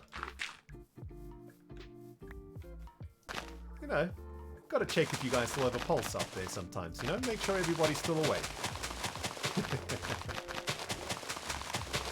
Oh, man. Creepers be creeping, pigs be pigging, chobs be chobbing, shenanigans be shenanigansing. You know how it goes, my dudes. You know how it goes. Oh, man. By the way, last time we did a great raid, didn't we? We raided a very small channel. And that was really cool. But I think that's going to do it for today, guys. I see... Oh, I think we're good. I think we're good. I see our good friend Martin doing some business in the Minecraft world. I think Impulse is streaming Hermitcraft, so if you want to watch Hermitcraft, if you want to watch more Hermitcraft after this stream, head over to Impulse. But I think I will send you guys to Shadowfart, aka Martin, for this afternoon's stream raid. And do go send him a little bit of love. Looks like he's playing bingo with friends in Minecraft. So that looks like a lot of fun. Guys, thank you so very much for watching. A big thank you from Obi. Obi. Hi, my boy. Hi. Are we going to go for a walk? We're going to go for a walk, my boy. Yes, it's time for a walk. Oh, I woke him up. I always feel so bad waking him, especially when he's so fast asleep. Anyway, guys, thank you so very much for watching this afternoon. And thank you for coming.